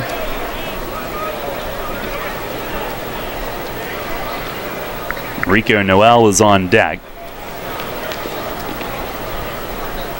Revs do have bullpen action. It is Click. Pugliese trying to get him through 7, though. The 3-1, and it's over for a strike. Frias started to back up. He dropped his bat. He thought it was ball 4. Whoops. Strike called up around the belt, maybe just a little higher. And the count is full. 2nd and 3rd, 2 outs in the inning. Big pitch right here. You want to end it here instead of having to face Rico Noel on deck. Here it is. And a swing and a foul back right in off the knuckles. And looped foul back toward the press box to our left. Oh, Tamara got it. Came in the press box. On our video stream. That's big time. She deserved it. Pitch is fouled back again. Now I'd be really impressed if she'd have caught that one. Yeah, that was a hot shot. No, I'm impressed because Tamara's got a lot to handle over there, and to be able to multitask, grab that barehanded, it's a slick pickup. Yep, she has to listen to us. Yeah. For one, whether she likes it or not.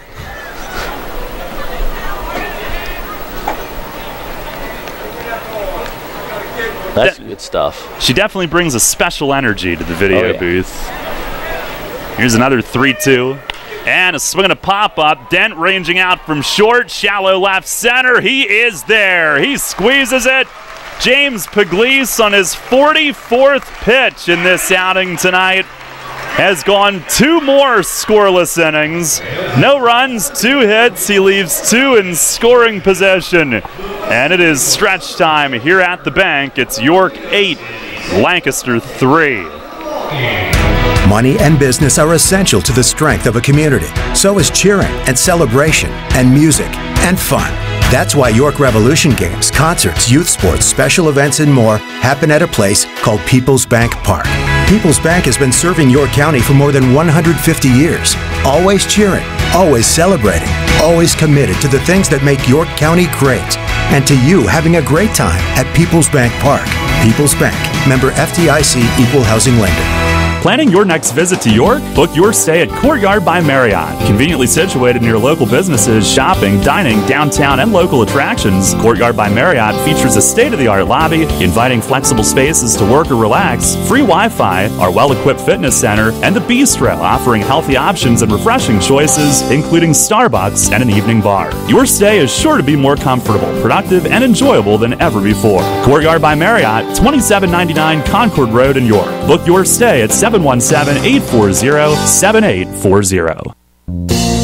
You'll always hit it out of the park with great Best Yet products from your neighborhood SureSave stores. Like party platters with $18.93 deli items. Team up Best Yet hot dogs with Best Yet kettle cooked chips. And get Best Yet 12 packs of soda and Best Yet Rising Crust pizzas at Saubles Markets in Shrewsbury, Stewartstown, Whiteford, and East York. And at Nell's Market Fresh Foods in Spry. Hi, this is United States Olympic gold medalist Jenny Finch. You're listening to York Revolution Baseball on Sports Radio 1350. WOYK. First in York, first in sports.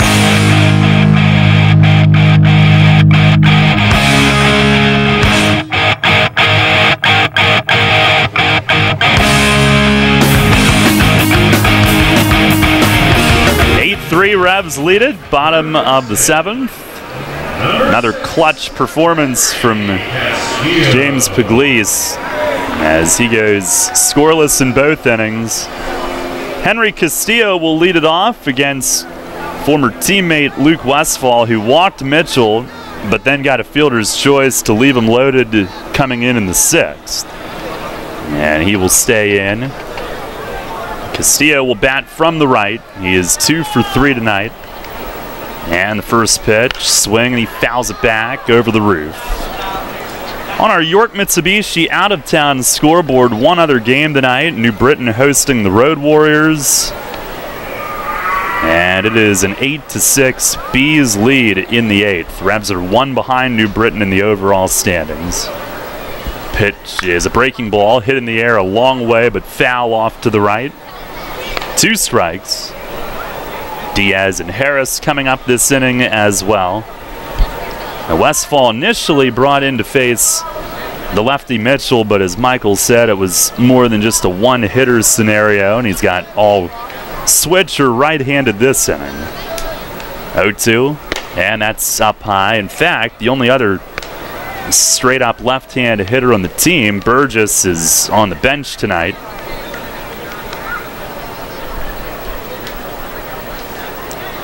Now Westfall delivers, and is swinging a dribbler foul over by the third base dugout. 8 runs, 12 hits, 1 error for the Revs. 3 runs, 9 hits, 2 errors for Lancaster. By the way, York's 6-8 in the War of the Roses. There's the pitch. And a fastball a little high. The Revs need to go 3-1 in this series to get a regular season split, which would keep the cup in York. I got my War of the Roses hat on right here for good luck. There's a fastball high and away, 3-2. How long have you had that? All year? No, not too long. Just recently purchased it, so we get the 50% off discount. Now, if Lancaster splits, they would win the cup. 3-2, and that's outside. Castillo works his way on, a leadoff walk. Here to begin the bottom of the 7th. And that's really the biggest issue for Westfall is the leadoff walks. All too often he did that in his time with York, and that was one of the reasons why his stint here this year was not as effective as last year's, because just kind of shooting himself in the foot early on with walks, and that led to a couple rough outings for him. Now Diaz at bat, time asked for. I think Castillo needs some time to get that base running glove hooked on. And Luis Cruz coaching at first tonight.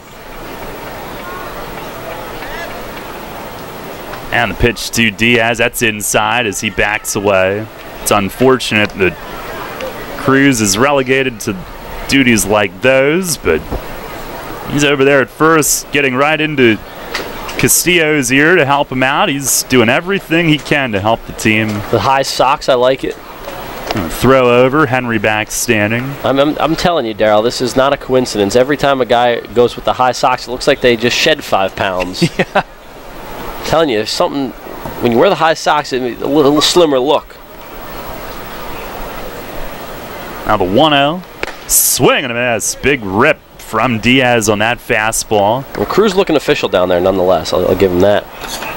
Hey, he's into it. He is right up behind Castillo's shoulder, eyeing up Polo right along with him. Not taking any pitches off. Now throw to first, and Castillo back standing. Tyler Clark is down in the Revs bullpen loosening Click. It is unbelievable what has happened to the catchers on this team this season.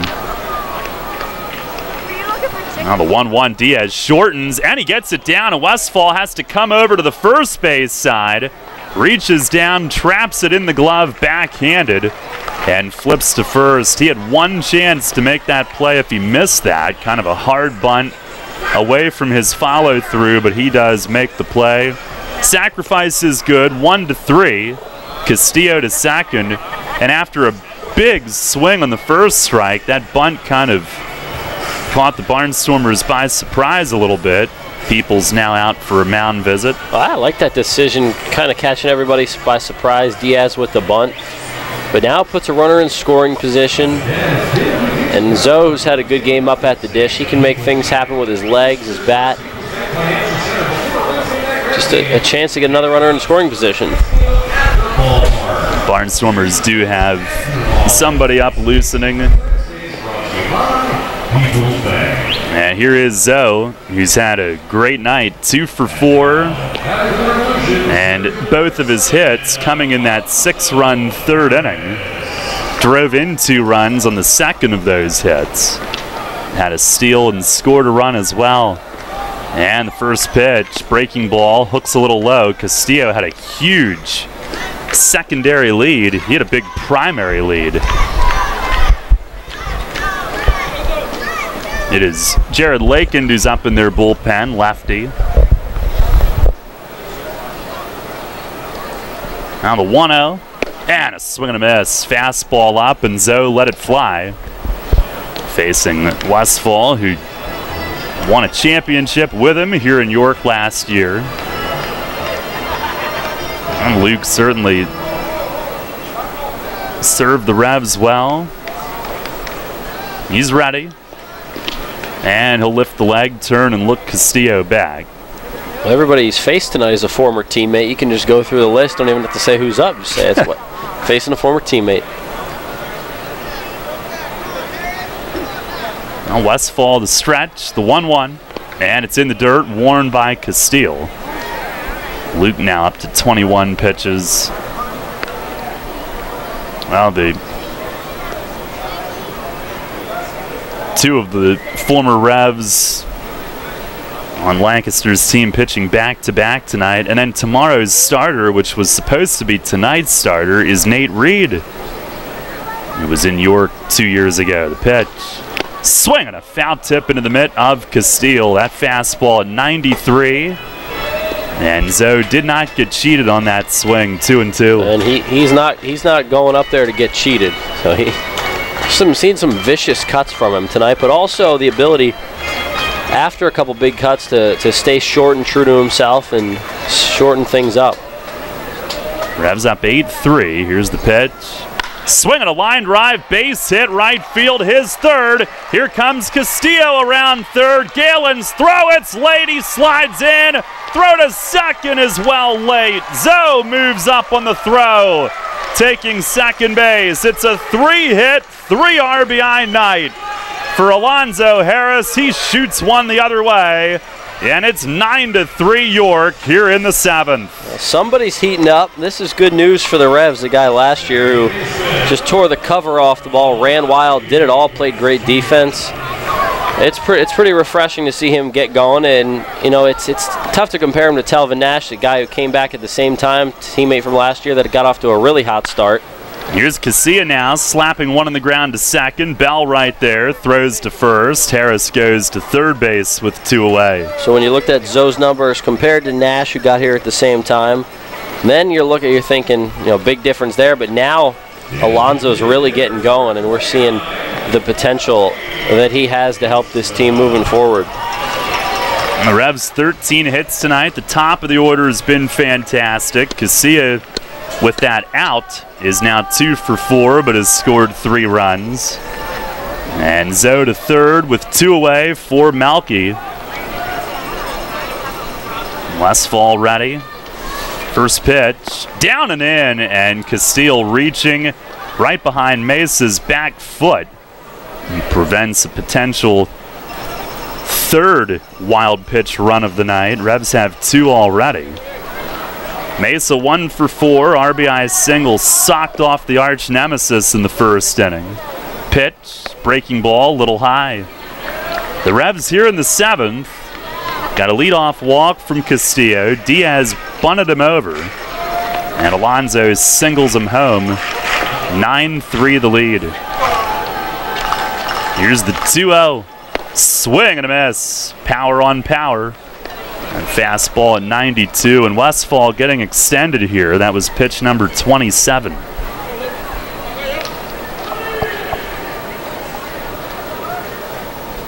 Harris leads away from third. And the 2-1, swing and a foul out of play off to the first base side.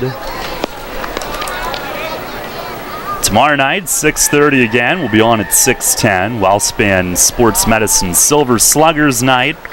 Troy Terzi's second start. Nate Reed goes for Lancaster. Get your tickets at YorkRevolution.com. Now Westfall, the 2-2. Breaking ball, strike 3 called. Backdoored it. And Mesa punched out. But the Revs add another run on 1 hit and 1 man left. We'll go to the 8th. It is 9-3 York. Rutter's has all your favorite seafood options. Tavern battered cod sandwich, crispy fried shrimp with bada bing dipping sauce, flavorful crab and corn chowder, just to name a few. Rutter's Seafood. One try and you'll be hooked. Rutter's. Why go anywhere else for seafood? Planning your summer vacation? Looking to take care of those long overdue home improvements? Hello, I'm Tara Hauser, Vice President of Marketing at First Capital Federal Credit Union. Make all your dreams come true with a home equity loan from First Capital FCU. For a limited time, take advantage of a 7-year home equity loan of $10,000 or more with an annual percentage rate as low as 3.99%. Visit firstcapitalfcu.com or stop by any branch to apply. First Capital, putting you first. Federally insured by NCUA. Equal housing lender. First Capital Federal Credit Union.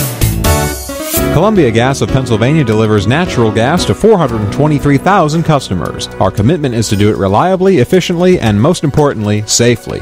If you smell, hear, or see any sign of a natural gas problem, evacuate immediately and call 911 from a safe location. The most obvious indication of a problem in your home would be a rotten egg odor. For more information on natural gas safety, visit ColumbiaGasPA.com. Columbia Gas of Pennsylvania, reminding you about natural gas safety. Rutter's Hot Dog Extravaganza is here. Rutter's Kunzler Hot Dogs and brand new corn dogs are only 2 for $2. Our amazing Kunzler Bacon Wrapped Cheddar Dogs and sausages are only 2 for $4. Earn 2 cents on fuel for every deal purchased. Must scan rewards card. Rutter's, why go anywhere else? You're on the home of the Atlantic League champion York Revolution. Sports Radio 1350 WOYK, York.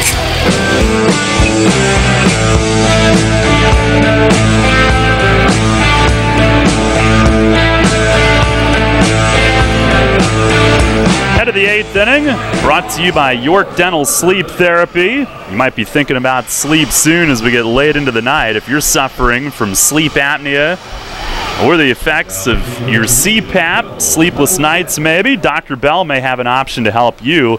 Make your appointment today and let Dr. Bell help determine the best treatment for you. Call 717-316-1299 or visit yorksleep.com. York Dental Sleep Therapy, 450 West Market Street in Hallam. Michael Click is in, and Rico Noel rips the first one, just foul down the third base line, and Ross Peoples does not buy it. He is coaching at third, the manager, and went right up to Carlos Dano, pointed down at the line where he thought it hit, and he was in his ear for good 10 seconds there. Ross, who we are told has never been ejected as manager of the Barnstormers, is about as heated as we've seen him. And Noel took aim at the chalk on the first pitch. Click on the Maple Donuts call to the bullpen. Now time asked for, and somebody might be hollering from the Barnstormers dugout, which caused Jorge Terran, the plate ump, to look in there. Noel 1 for 3 on the night. I thought I did see some chalk fly, but who knows? Now Click ready. The 0-1, and he skips it in the dirt. Slider. It is Noel, Sanford, Bell. 9-1-2, and with all that speed, you love having a lead that is more than 1 or 2 runs. Noel chokes up high on the handle. Pitch is up high, 2-1. 9-3 the lead. Click last in Saturday night, gave up 1 run, but retired the other 3 faced in a 4-2 win at Somerset. The pitch, swinging a fly ball, left center field. Harris on the move, running deep, and he's got it. Had it all the way as he bounces off the wall, padding to come to a stop in left center. And Zoe picking up speed as he outran that drive from Noel. Approaching the track in left center, he makes it look way more easy than it is. Oh yeah, I mean there was never a doubt that he was going to catch that and catch it on the run. No need to dive when you can run down anything in the gap. Nice play. Now Sanford at the top of the order. He is a switch hitter. He'll bat left now. 0 for 2, 2 walks. First pitch, swings, fouls it off. Left side. He's got 2 steals tonight as well. Barnstormers, despite trailing in the game, have 4. That's what they do. They will make a run at the league record. There's the 0-1. Man, that's down low. They're now at 192 as a team. And for them, this is game 98. It's already their franchise record as a team for steals in a year. 1-1. And a slider down and in. After tonight, they'll have 28 games left. And we said they're currently at 192. The league record for steals, 265, so they need 73. Somerset in 2000 did that. It's not going to be easy, but the pitch, swings, fouls it back, over the roof. What hurts them this year is it's a 126-game season rather than 140.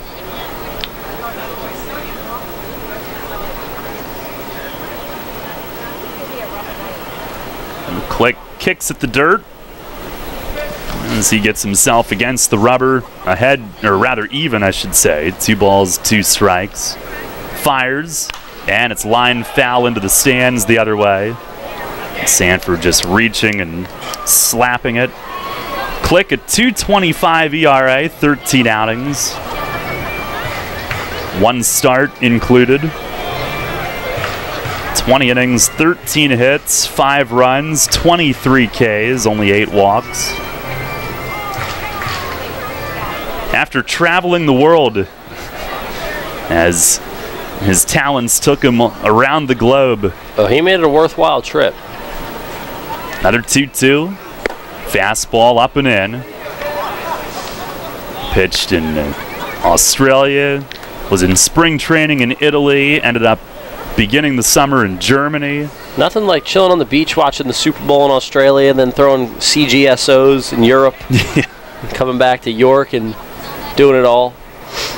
A payoff pitch, and it misses high as Sanford walks. So we'll look out for his speed again. 3 walks for him in the game. The Revs pitchers have walked 6 tonight. Half of those have gone to Sanford. Here's Josh Bell, who's got 2 of the other 3. And the other 2 times he's batted, he's struck out. Well, Click was a stud in Germany. He was absolutely dominant. 1 on, 1 out. And the first pitch, fastball, missed away.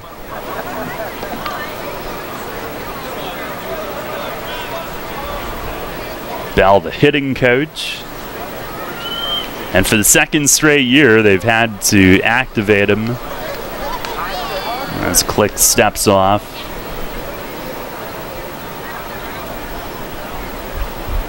But he still produces. He's got 4 home runs as Click steps off again, looking over at Sanford. I remember last year, a game here in June where he was active.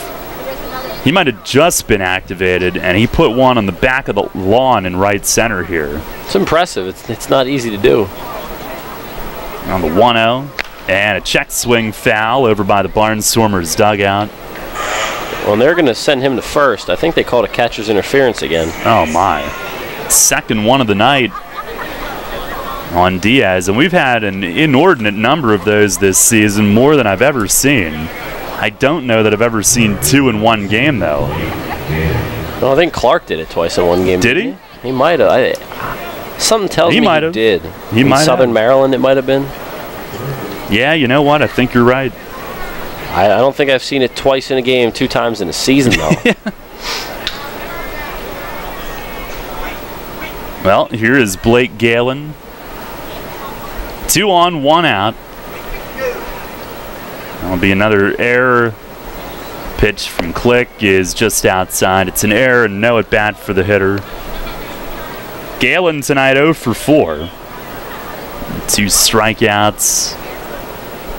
So a line out to left and a ground out to short on which Dent made a diving play. Revs a 9-3 lead in the 8th.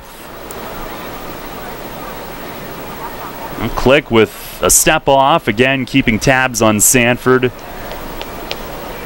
And they're up 6, but certainly if you can keep a guy close and prevent a run, even if it's meaningless in the outcome of the game, you're going to do it. Now the 1-0, and there he goes anyway. Misses outside. Diaz throw, and Castillo's sweeping for the feet. But Sanford in the head-first slide got his hands in first. That is his 3rd steal of the night. And that gives him 61 in 95 games played this year. Bell did not trail him from first. He's still at first base. That was a pretty good throw from Diaz down to the bag. Just no chance to get Sanford and have the throw beat him, but he was close to coming off the bag there. Castillo held the tag, made a nice sweep tag.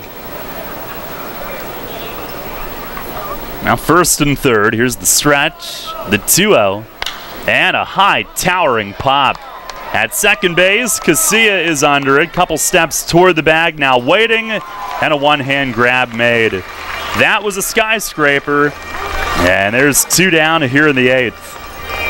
They've held Galen to 0 for 5 on the night. That's big time because some other guys have had some really solid games. Sanford getting on at the top, then Castile in the middle of the order.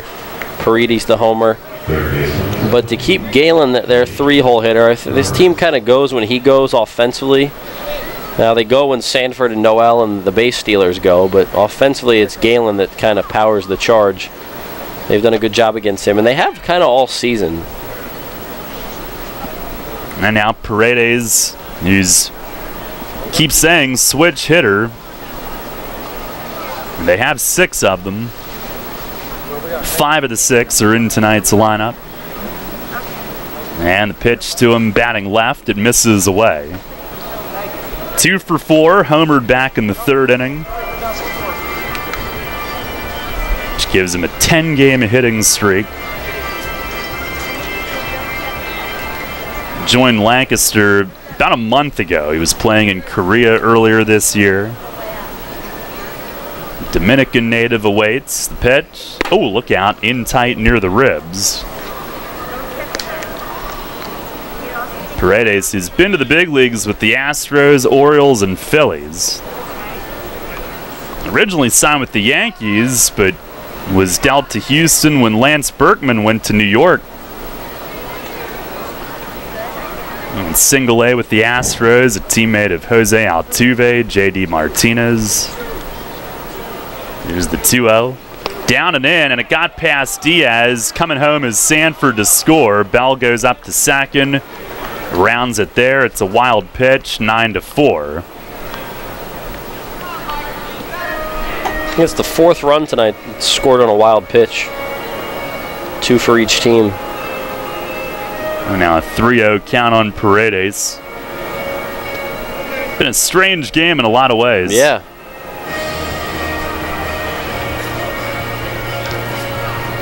Two outs in the inning. Click ready to go. And fires. And that misses outside. Ball 4 on Paredes. This is the second walk of the inning. And now Ryan Castile, who's 4 for 4 coming up. Fletch will head to the mound for a visit.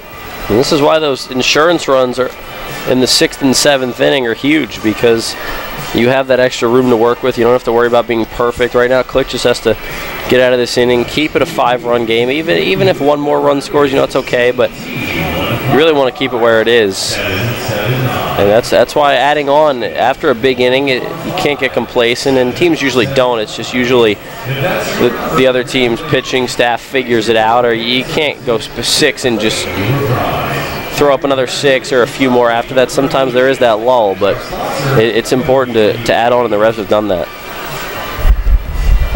A 9-4 lead here. Coming up Friday night, Revs are home against Southern Maryland. We're on radio, but our high school football Game of the Week coverage presented by WellSpan Sports Medicine begins. And we have it for you on YouTube. Subscribe, bookmark, follow, whatever. And the brand new WOYK Preps YouTube channel, West York at Central, 6:30 on Friday night. Revs with Junior Rincon up in the pen. And after the visit, Click's first pitch to Castile. Big swing and a miss. He was trying to lift and separate. Big high one-hand finish. Castile came in hitting .370 his last 20. And he's got a 4 for 4 night tonight. Now the 0-1, Bell breaks for third, swing and a miss on a slider away. It's a steal for Bell, no throw. And the Barnstormers now have 6 steals on the night, tying the most against the Revs in a game this season. They did it back in the 3rd game of the year. But the Revs lead the game by a good margin. Here's the stretch. And the 0-2. Fastball a little high. Didn't miss by a whole lot. Lancaster's season high for steals in a game is 7, which is their all-time record. They did that June 17th at Long Island. In a game they won 4-3, so they made, apparently, good use of it that night. Well, they still have 4 outs to work with. Wouldn't be surprised if they got to 7 or even 8. 1-2 on Castile. It's 1st and 3rd with 2 outs. Click the pitch. Swing, and he pops it up foul. Back toward the net. Back over the net. And that comes down over to our right. Right near the front right corner of the Dietz and Blewett Insurance Diamond deck. Somebody got it off a bounce off one of the trays. 1-2 it remains.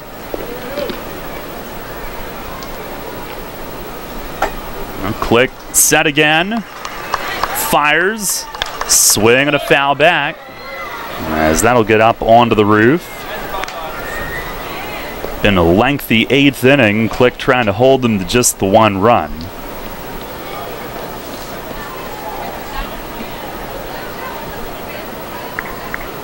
And that run here in the 8th First by the Revs bullpen tonight. They've been in since the 4th.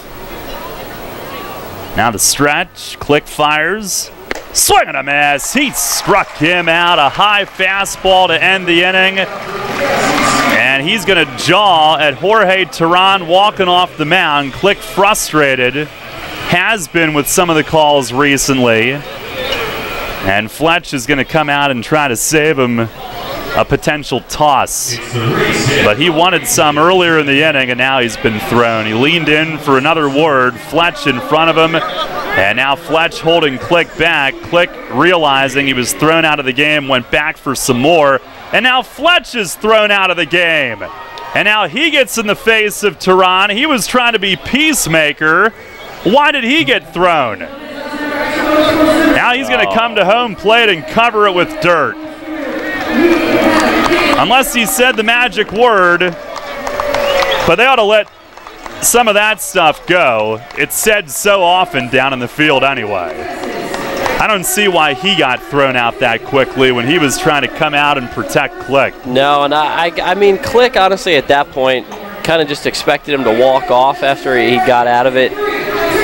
I get why he's frustrated because that led to some other stuff in the inning, but yeah, Fletch is just trying to help things out, and now I hear, now there's some more words being exchanged, but that escalated pretty quickly.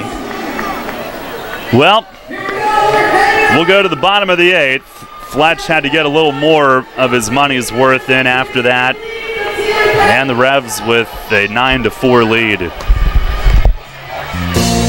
You'll always hit it out of the park with great Best Yet products from your neighborhood SureSave stores. Like party platters with $18.93 deli items. Team up Best Yet hot dogs with Best Yet kettle cooked chips.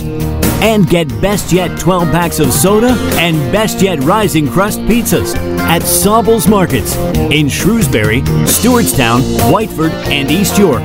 And at Nell's Market Fresh Foods in Spry. Facing a legal issue can be a frightening time. What's my course of action? How do I know who to call? Fortunately, the York County Bar Association makes it easy. Now, you only need to make one call to find the right lawyer for you. Call the York County Bar Association and let us help you find the right lawyer with our Attorney Connection Lawyer Referral Service. Just call 854-8755 or visit yorkbar.com. Don't hesitate in getting the help you need.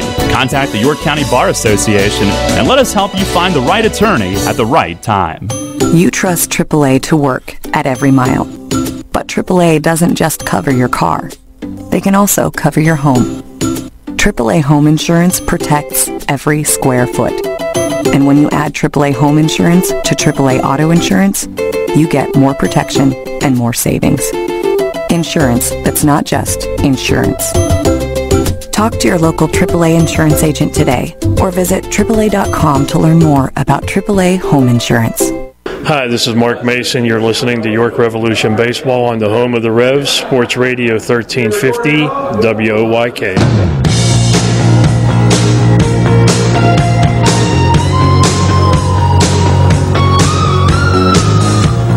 Bottom of the 8th, 9-4, Revs lead it. Jared Lakin, the new pitcher for Lancaster. And it is Nash who's up first and takes down low. Pitching change brought to you by Maple Donuts. Nash 1 for 3 on the night. RBI single back in the 3rd inning. And also walked and scored the 1-0. And that's over for a strike. Up in the zone. Not sure that the Revs dugout loved that strike. Obviously, Click and Fletch were not too pleased. Here's the 1-1. And that misses down low. I believe it is an unearned run in the top of the 8th. Had the catcher's interference in there. But Click perhaps was boiling from some pitches earlier in the inning. And now the 2-1. And it is a called strike, outer half. Fletch came out to try to usher him away. I don't understand why he got thrown so quickly. It was really quick, and it was almost like he pulled Click away, then walked away with Click. Then it sounded like home plate umpire Jorge Teran said something else, and then that prompted Fletch to turn around again. Now Lakin to the belt. Here's the 2-2. And a foul tip into the backstop. Well, a lot of times things escalate based on what the umpires say back. Yeah. Just agitates you and puts you over another level. Right, and the Revs didn't need to give the Barnstormers any other motivation here in this series or edge, but that was just shocking to see Click upset after the inning. I mean, here's a line shot, a rope toward the line in left field, a hit for Nash. Noel scoots over to backhand it along the warning track, holds him to a single, but what do you think the exit velo on that single was? That thing was destroyed. Yeah, that was a rocket, and just no chance for him to get two on that because of how hard it was hit. And then you also have a fast outfielder out there in Rico Noel. But going back to what I was saying, I was a little surprised to see Click go up to Tehran after the inning, because I get it if it's, maybe you're more likely to see that in a one-run game, or if you're on the losing end of something like that, but up 5, I just didn't expect it. Here's Dotel. He fouls the first one against the netting. Dotel 1 for 4 tonight. 2-run homer launched into the playground in left center back in the 3rd inning. It's his 7th of the year. The Revs now with 14 hits in the game tonight. Lakin ready. And the 0-1. That's down low. He is the 4th reliever used by the Barnstormers. Gardner, the starter, only went 2 2/3. They used him after throwing an estimated 70 warm-up pitches last night and never pitching. 1-1. That's down and in. So Reed gets pushed back to tomorrow. Seen Lakin to bunch this season. 1-3, 3.98 ERA and 33 outings.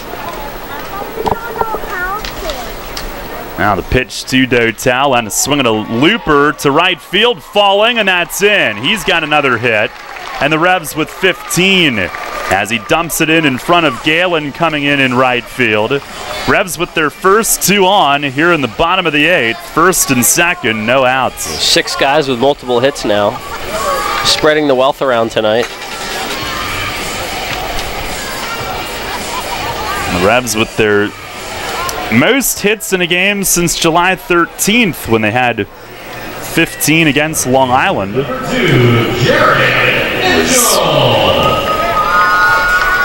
In a game that they won 16-1. And that was a good night. Oh, yeah. Here's Jared Mitchell. That was the night I got all 16 runs in my middle 3 innings. That was a great night. That's right. I loved that night. Let's go back and do it again.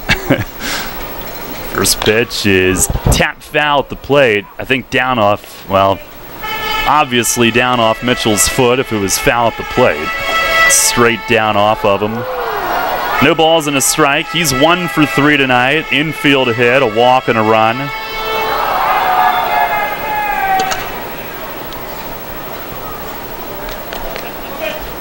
(9-4) the lead. Opponents have hit .310 against Lakin this year. He doesn't walk many, but 40 hits in 31 2/3. Left on left here.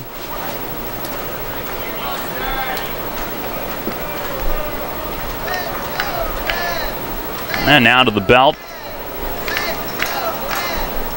Here's the 0-1. It is down and in. Mitchell loading up but lays off. 9 runs, 15 hits, 2 errors for York. 4 runs, 9 hits, 2 errors for Lancaster.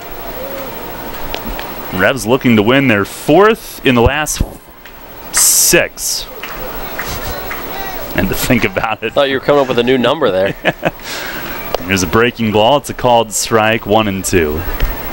Almost said 4 out of 5, but that's what they were trying to do yesterday. It's tough to figure out the wins in a certain amount of days with this team because they've been so hot and cold at times, where there's never been like a 7 wins in an 8-game stretch yet this year. On the 1-2. And that's high and tight. Throw in that suspended game, I'm going to be thrown off for another 2 weeks. Yeah, I don't know what I'm going to do when that game's completed. Just trying to figure out the game notes, so it'll be... I mean, that's another one of those scenarios where those stats will eventually count, but it's weird not having them in there right now because Melky Mesa has another home run, but it's not official yet. Now the 2-2. Breaking ball just missed away. That was close. Mitchell works at full. And the hitting streaks are going to be ridiculous to try to figure out. Yep. Well, it's only the second time in Revs history that a suspended game has been some weeks later. It's always been that series or whatever. Here's the 3-2.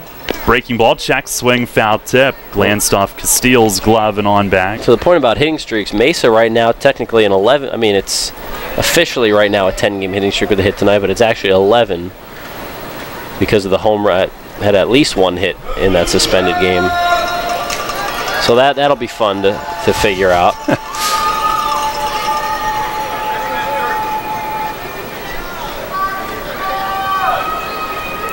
Full count, it remains on Mitchell.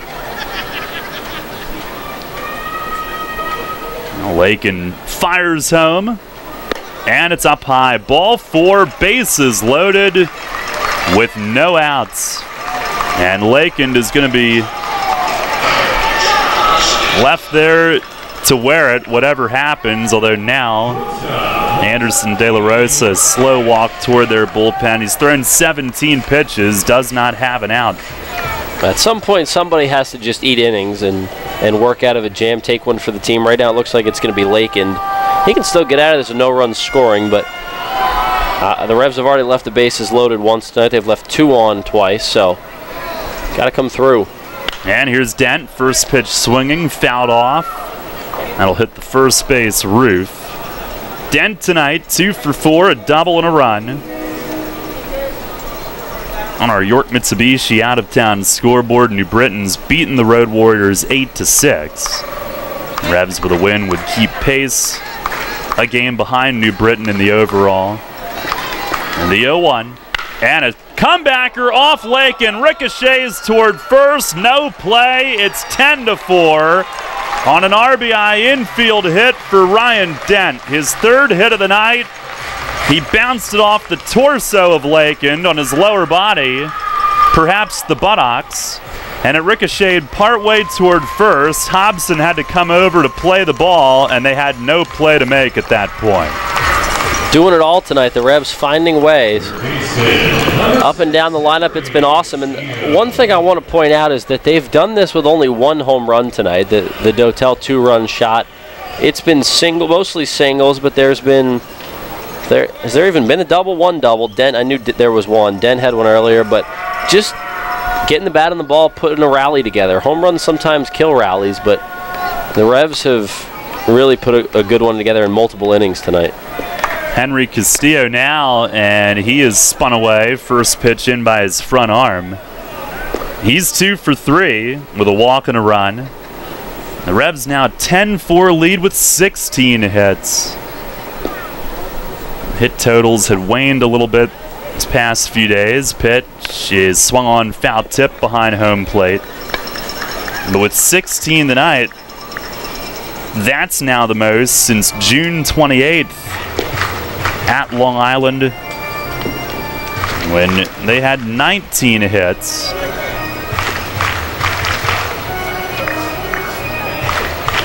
That was in a 12-7 win in Central Islip.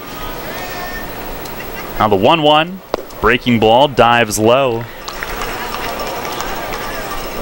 A win and the Revs would stay a game behind New Britain. They would also move to within 2 of Long Island, who is off tonight. And now the 2-1. Swing and a miss. Cutter running in on Castillo. Long Island goes to Southern Maryland tomorrow. Sugarland is enjoying an off day somewhere in the Mid-Atlantic. They will be at Somerset. tomorrow night. Now Lakin ready. The 2-2, and that's high. Left-hander Matt Marksberry is up in their bullpen.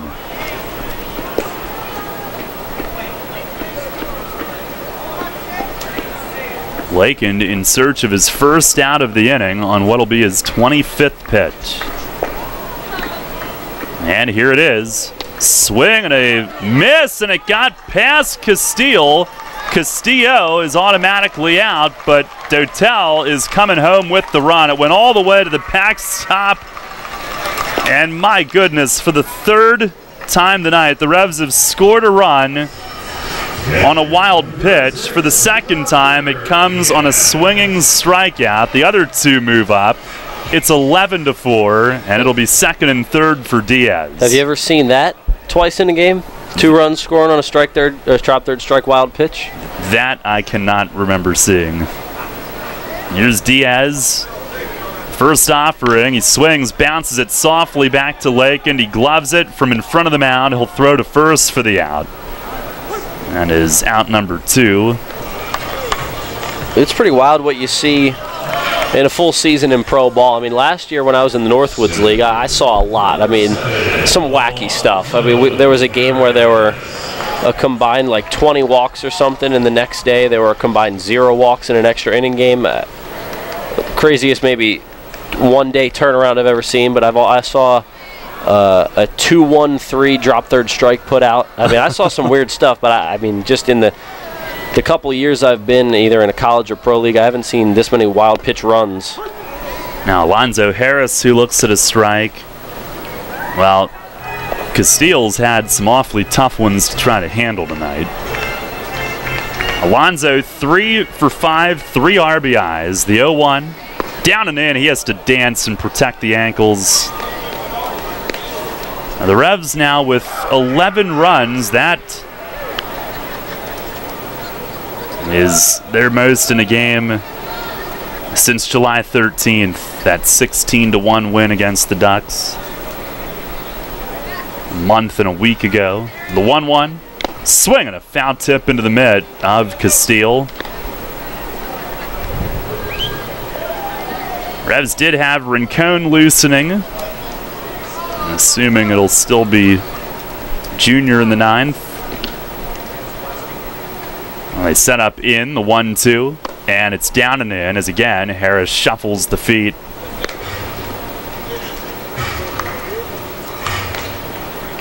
Revs baseball brought to you by Wolf's Bus Lines, the official transportation provider.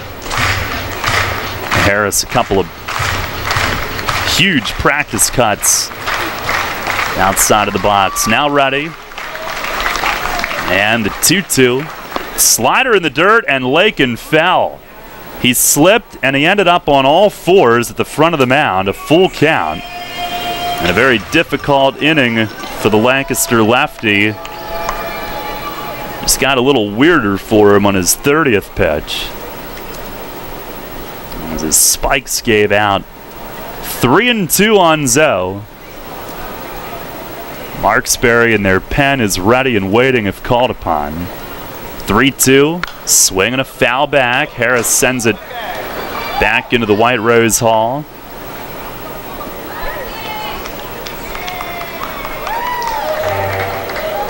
It's been a long one tonight, but it's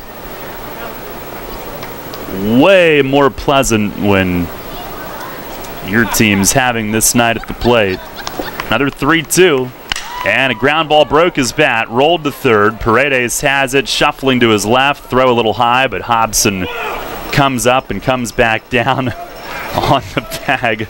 As you heard Jared Lakin's reaction to that inning, screaming as he walks off the mound, and crowd not quite as big as it was when the game began. 2 runs in the inning on 3 hits. 2 men left. We'll go to the 9th. It's York 11, Lancaster 4. Everything you've worked for may be facing a hostile takeover, but step outside the boardroom. And look around. Not taking care of business right now could leave you dealing with a hostile takeover by crabgrass later this summer. And broadleaf weeds are just beneath the surface, ready to take their share of your turf too. Prevent hostile takeovers. Call Heritage Lawn and Landscape Care and give your lawn a good, healthy start this year. Heritage Lawn can apply crabgrass pre-emergent and quality fertilizer now to fortify your lawn for later. HeritageLawnandLandscape.com. World-class care right in your backyard. Presley Ridge believes that strong families are the foundation for strong communities. With compassionate and caring professionals, Presley Ridge offers individual, child, and family therapy in addition to foster care and other in-community services. To learn more about Presley Ridge and their impact on families right here in our community, visit presleyridge.org or call 717-845-6624. That's 717-845-6624. Money and business are essential to the strength of a community. So is cheering and celebration and music and fun. That's why York Revolution games, concerts, youth sports, special events, and more happen at a place called PeoplesBank Park. PeoplesBank has been serving York County for more than 150 years. Always cheering, always celebrating, always committed to the things that make York County great. And to you having a great time at PeoplesBank Park. People's Bank, member FDIC, equal housing lender. Hi, this is Enoe Polanco, and you're listening to Your Revolution Baseball on the Home of the Revolution, Sport Radio 1350 WOYK.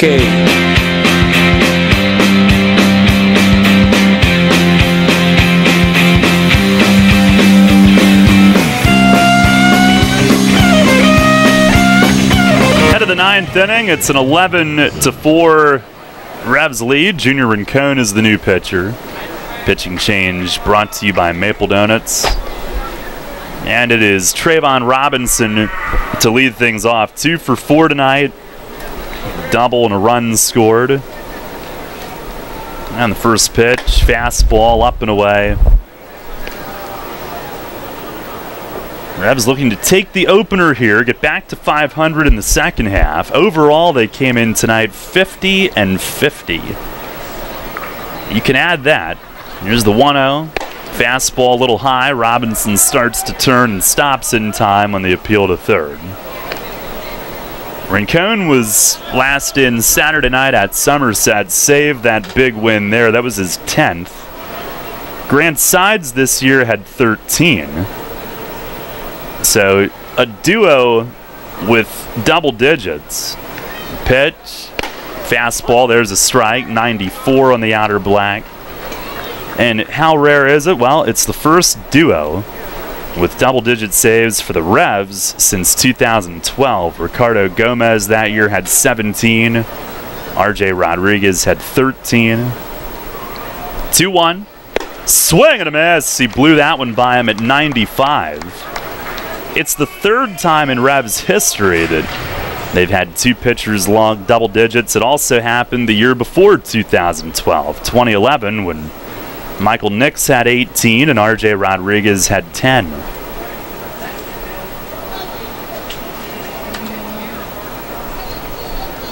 Time asked for as Robinson backs out. He is 2 for 4 on the night with a double and a run. Rincon the 10 saves. He's 1-4 with a 3.07 ERA. Now he motions for Diaz to come out and chat as he wants to make sure that they're on the same page. Perhaps it was about the signs, even though nobody was on base. Rincon is not a guy that you want on the mound if you're a catcher and you're not 100% sure of what's coming. Right. It's either 95 or it's a hammer. Yeah, you better be on the same page. Now the 2-2. And a swing and a miss. It was 94 with late cut. Down out of the zone, and Robinson swings through it. 1 down here in the 9th inning, and the Revs as a staff tonight with strikeout number 11. Another night where they count on the bullpen for, seems like every night now, 5 or 6 innings for one reason or another. Tonight, tough circumstances with Carson leaving early, but they've counted on the bullpen for a lot of innings, more than half the game, and they've responded in a big way. Here's K.C. Hobson, who looks at a strike outside corner. Hobson 0 for 2 with a walk and a catcher's interference. The 0-1. Swinging a fly ball to shallow right center. Harris has to bust in. He's there waiting on it. Makes the grab, 2 down. Hobson got jammed on it. And it came down in shallow right center. 2 down here in the top of the 9th inning. And the Revs an out away from their 4th win in the last 6, 3rd in the last 4. For now. And that game Friday technically will still be game number 99 when it gets finished. This is number 102 here tonight. Now time asked for as Vladimir Frias backs out. Frias 0 for 4. It is an 11-4 lead. And Rincon ready, the first pitch, high and away. Rincon, who grew up in the Dominican, and he and his dad would go to the Cardinals complex and watch. Here's the 1-0. That's way high. He was an outfielder originally. And they noticed his arm, the Marlins did, who signed him. I worked with him to become a pitcher, and I'm sure when that process started, raw talent that they were trying to rein in.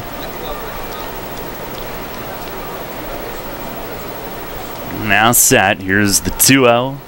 It is off the plate away. His first pro time came in 2011 with the Marlins Dominican Summer League team. A couple of years later, first came to the U.S.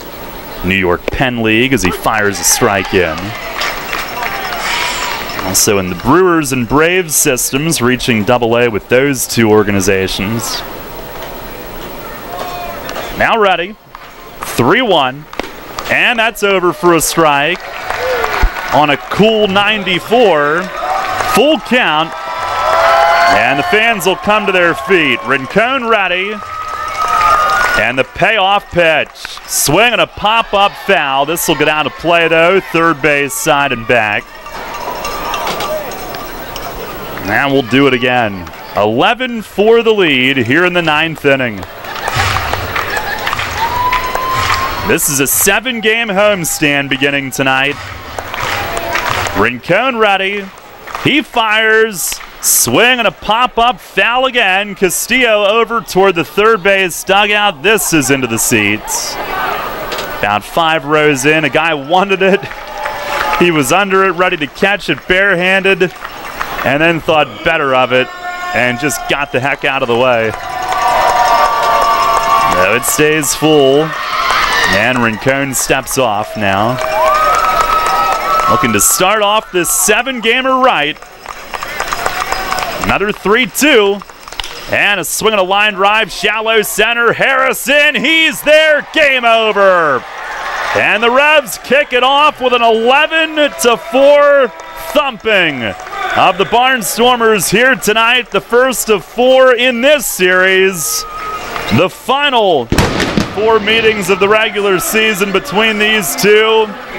And the Revs ride a 6-run third and a great effort from the bullpen tonight to a convincing 11-4 win, their 4th in the last 6. That's big time right there to come in against a Lancaster team that they've struggled with at times this year. They've also played really well against them. At one point this year, they were 5-5 against the Barnstormers, and the rest of the league, specifically the Freedom Division, had no success. But they've hung with Lancaster all year. It's just been a gritty back and forth between the Red Rose and the White Rose City, and the Revs, just a good team win tonight. There were some fireworks at the end with the ejections, but the Bats came out early with that Mesa first inning single off the arch nemesis, and then they kept it up. That 6-run inning was huge. It was exactly what this team needed.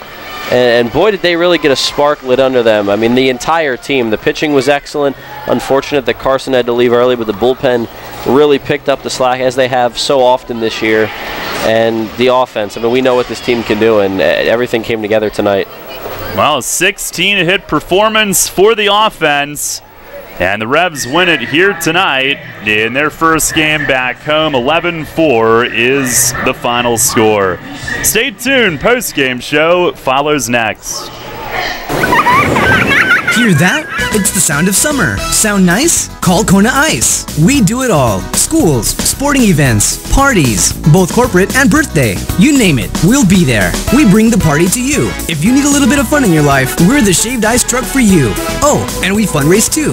This summer, cool down with Kona Ice. Give us a call at 1-800-KONA-ICE or visit us online at www.kona-ice.com. Kona Ice. Flavor our world. You hear a lot about CPAP masks these days, but here's something you don't hear much about. Over half of the people who wear a CPAP mask for sleep stop wearing it within a year. How's that working for you? Dr. Gordon Bell would like you to hear this. York Dental Sleep Therapy has dental options that can help many of those people. If you or someone you live with is struggling with sleep apnea, visit yorksleep.com and see how Dr. Gordon Bell can help return your home to peaceful nights of deep, restful sleep. If you're groggy during the workday, if you wake up feeling exhausted, if you would like to get your nighttime sleep patterns back to a healthy state, get a confirmation from your doctor, then meet with Dr. Bell at his office on West Market Street in Hallam. He'll evaluate your symptoms and discuss which treatments would best suit your situation. Dr. Bell can restore restful sleep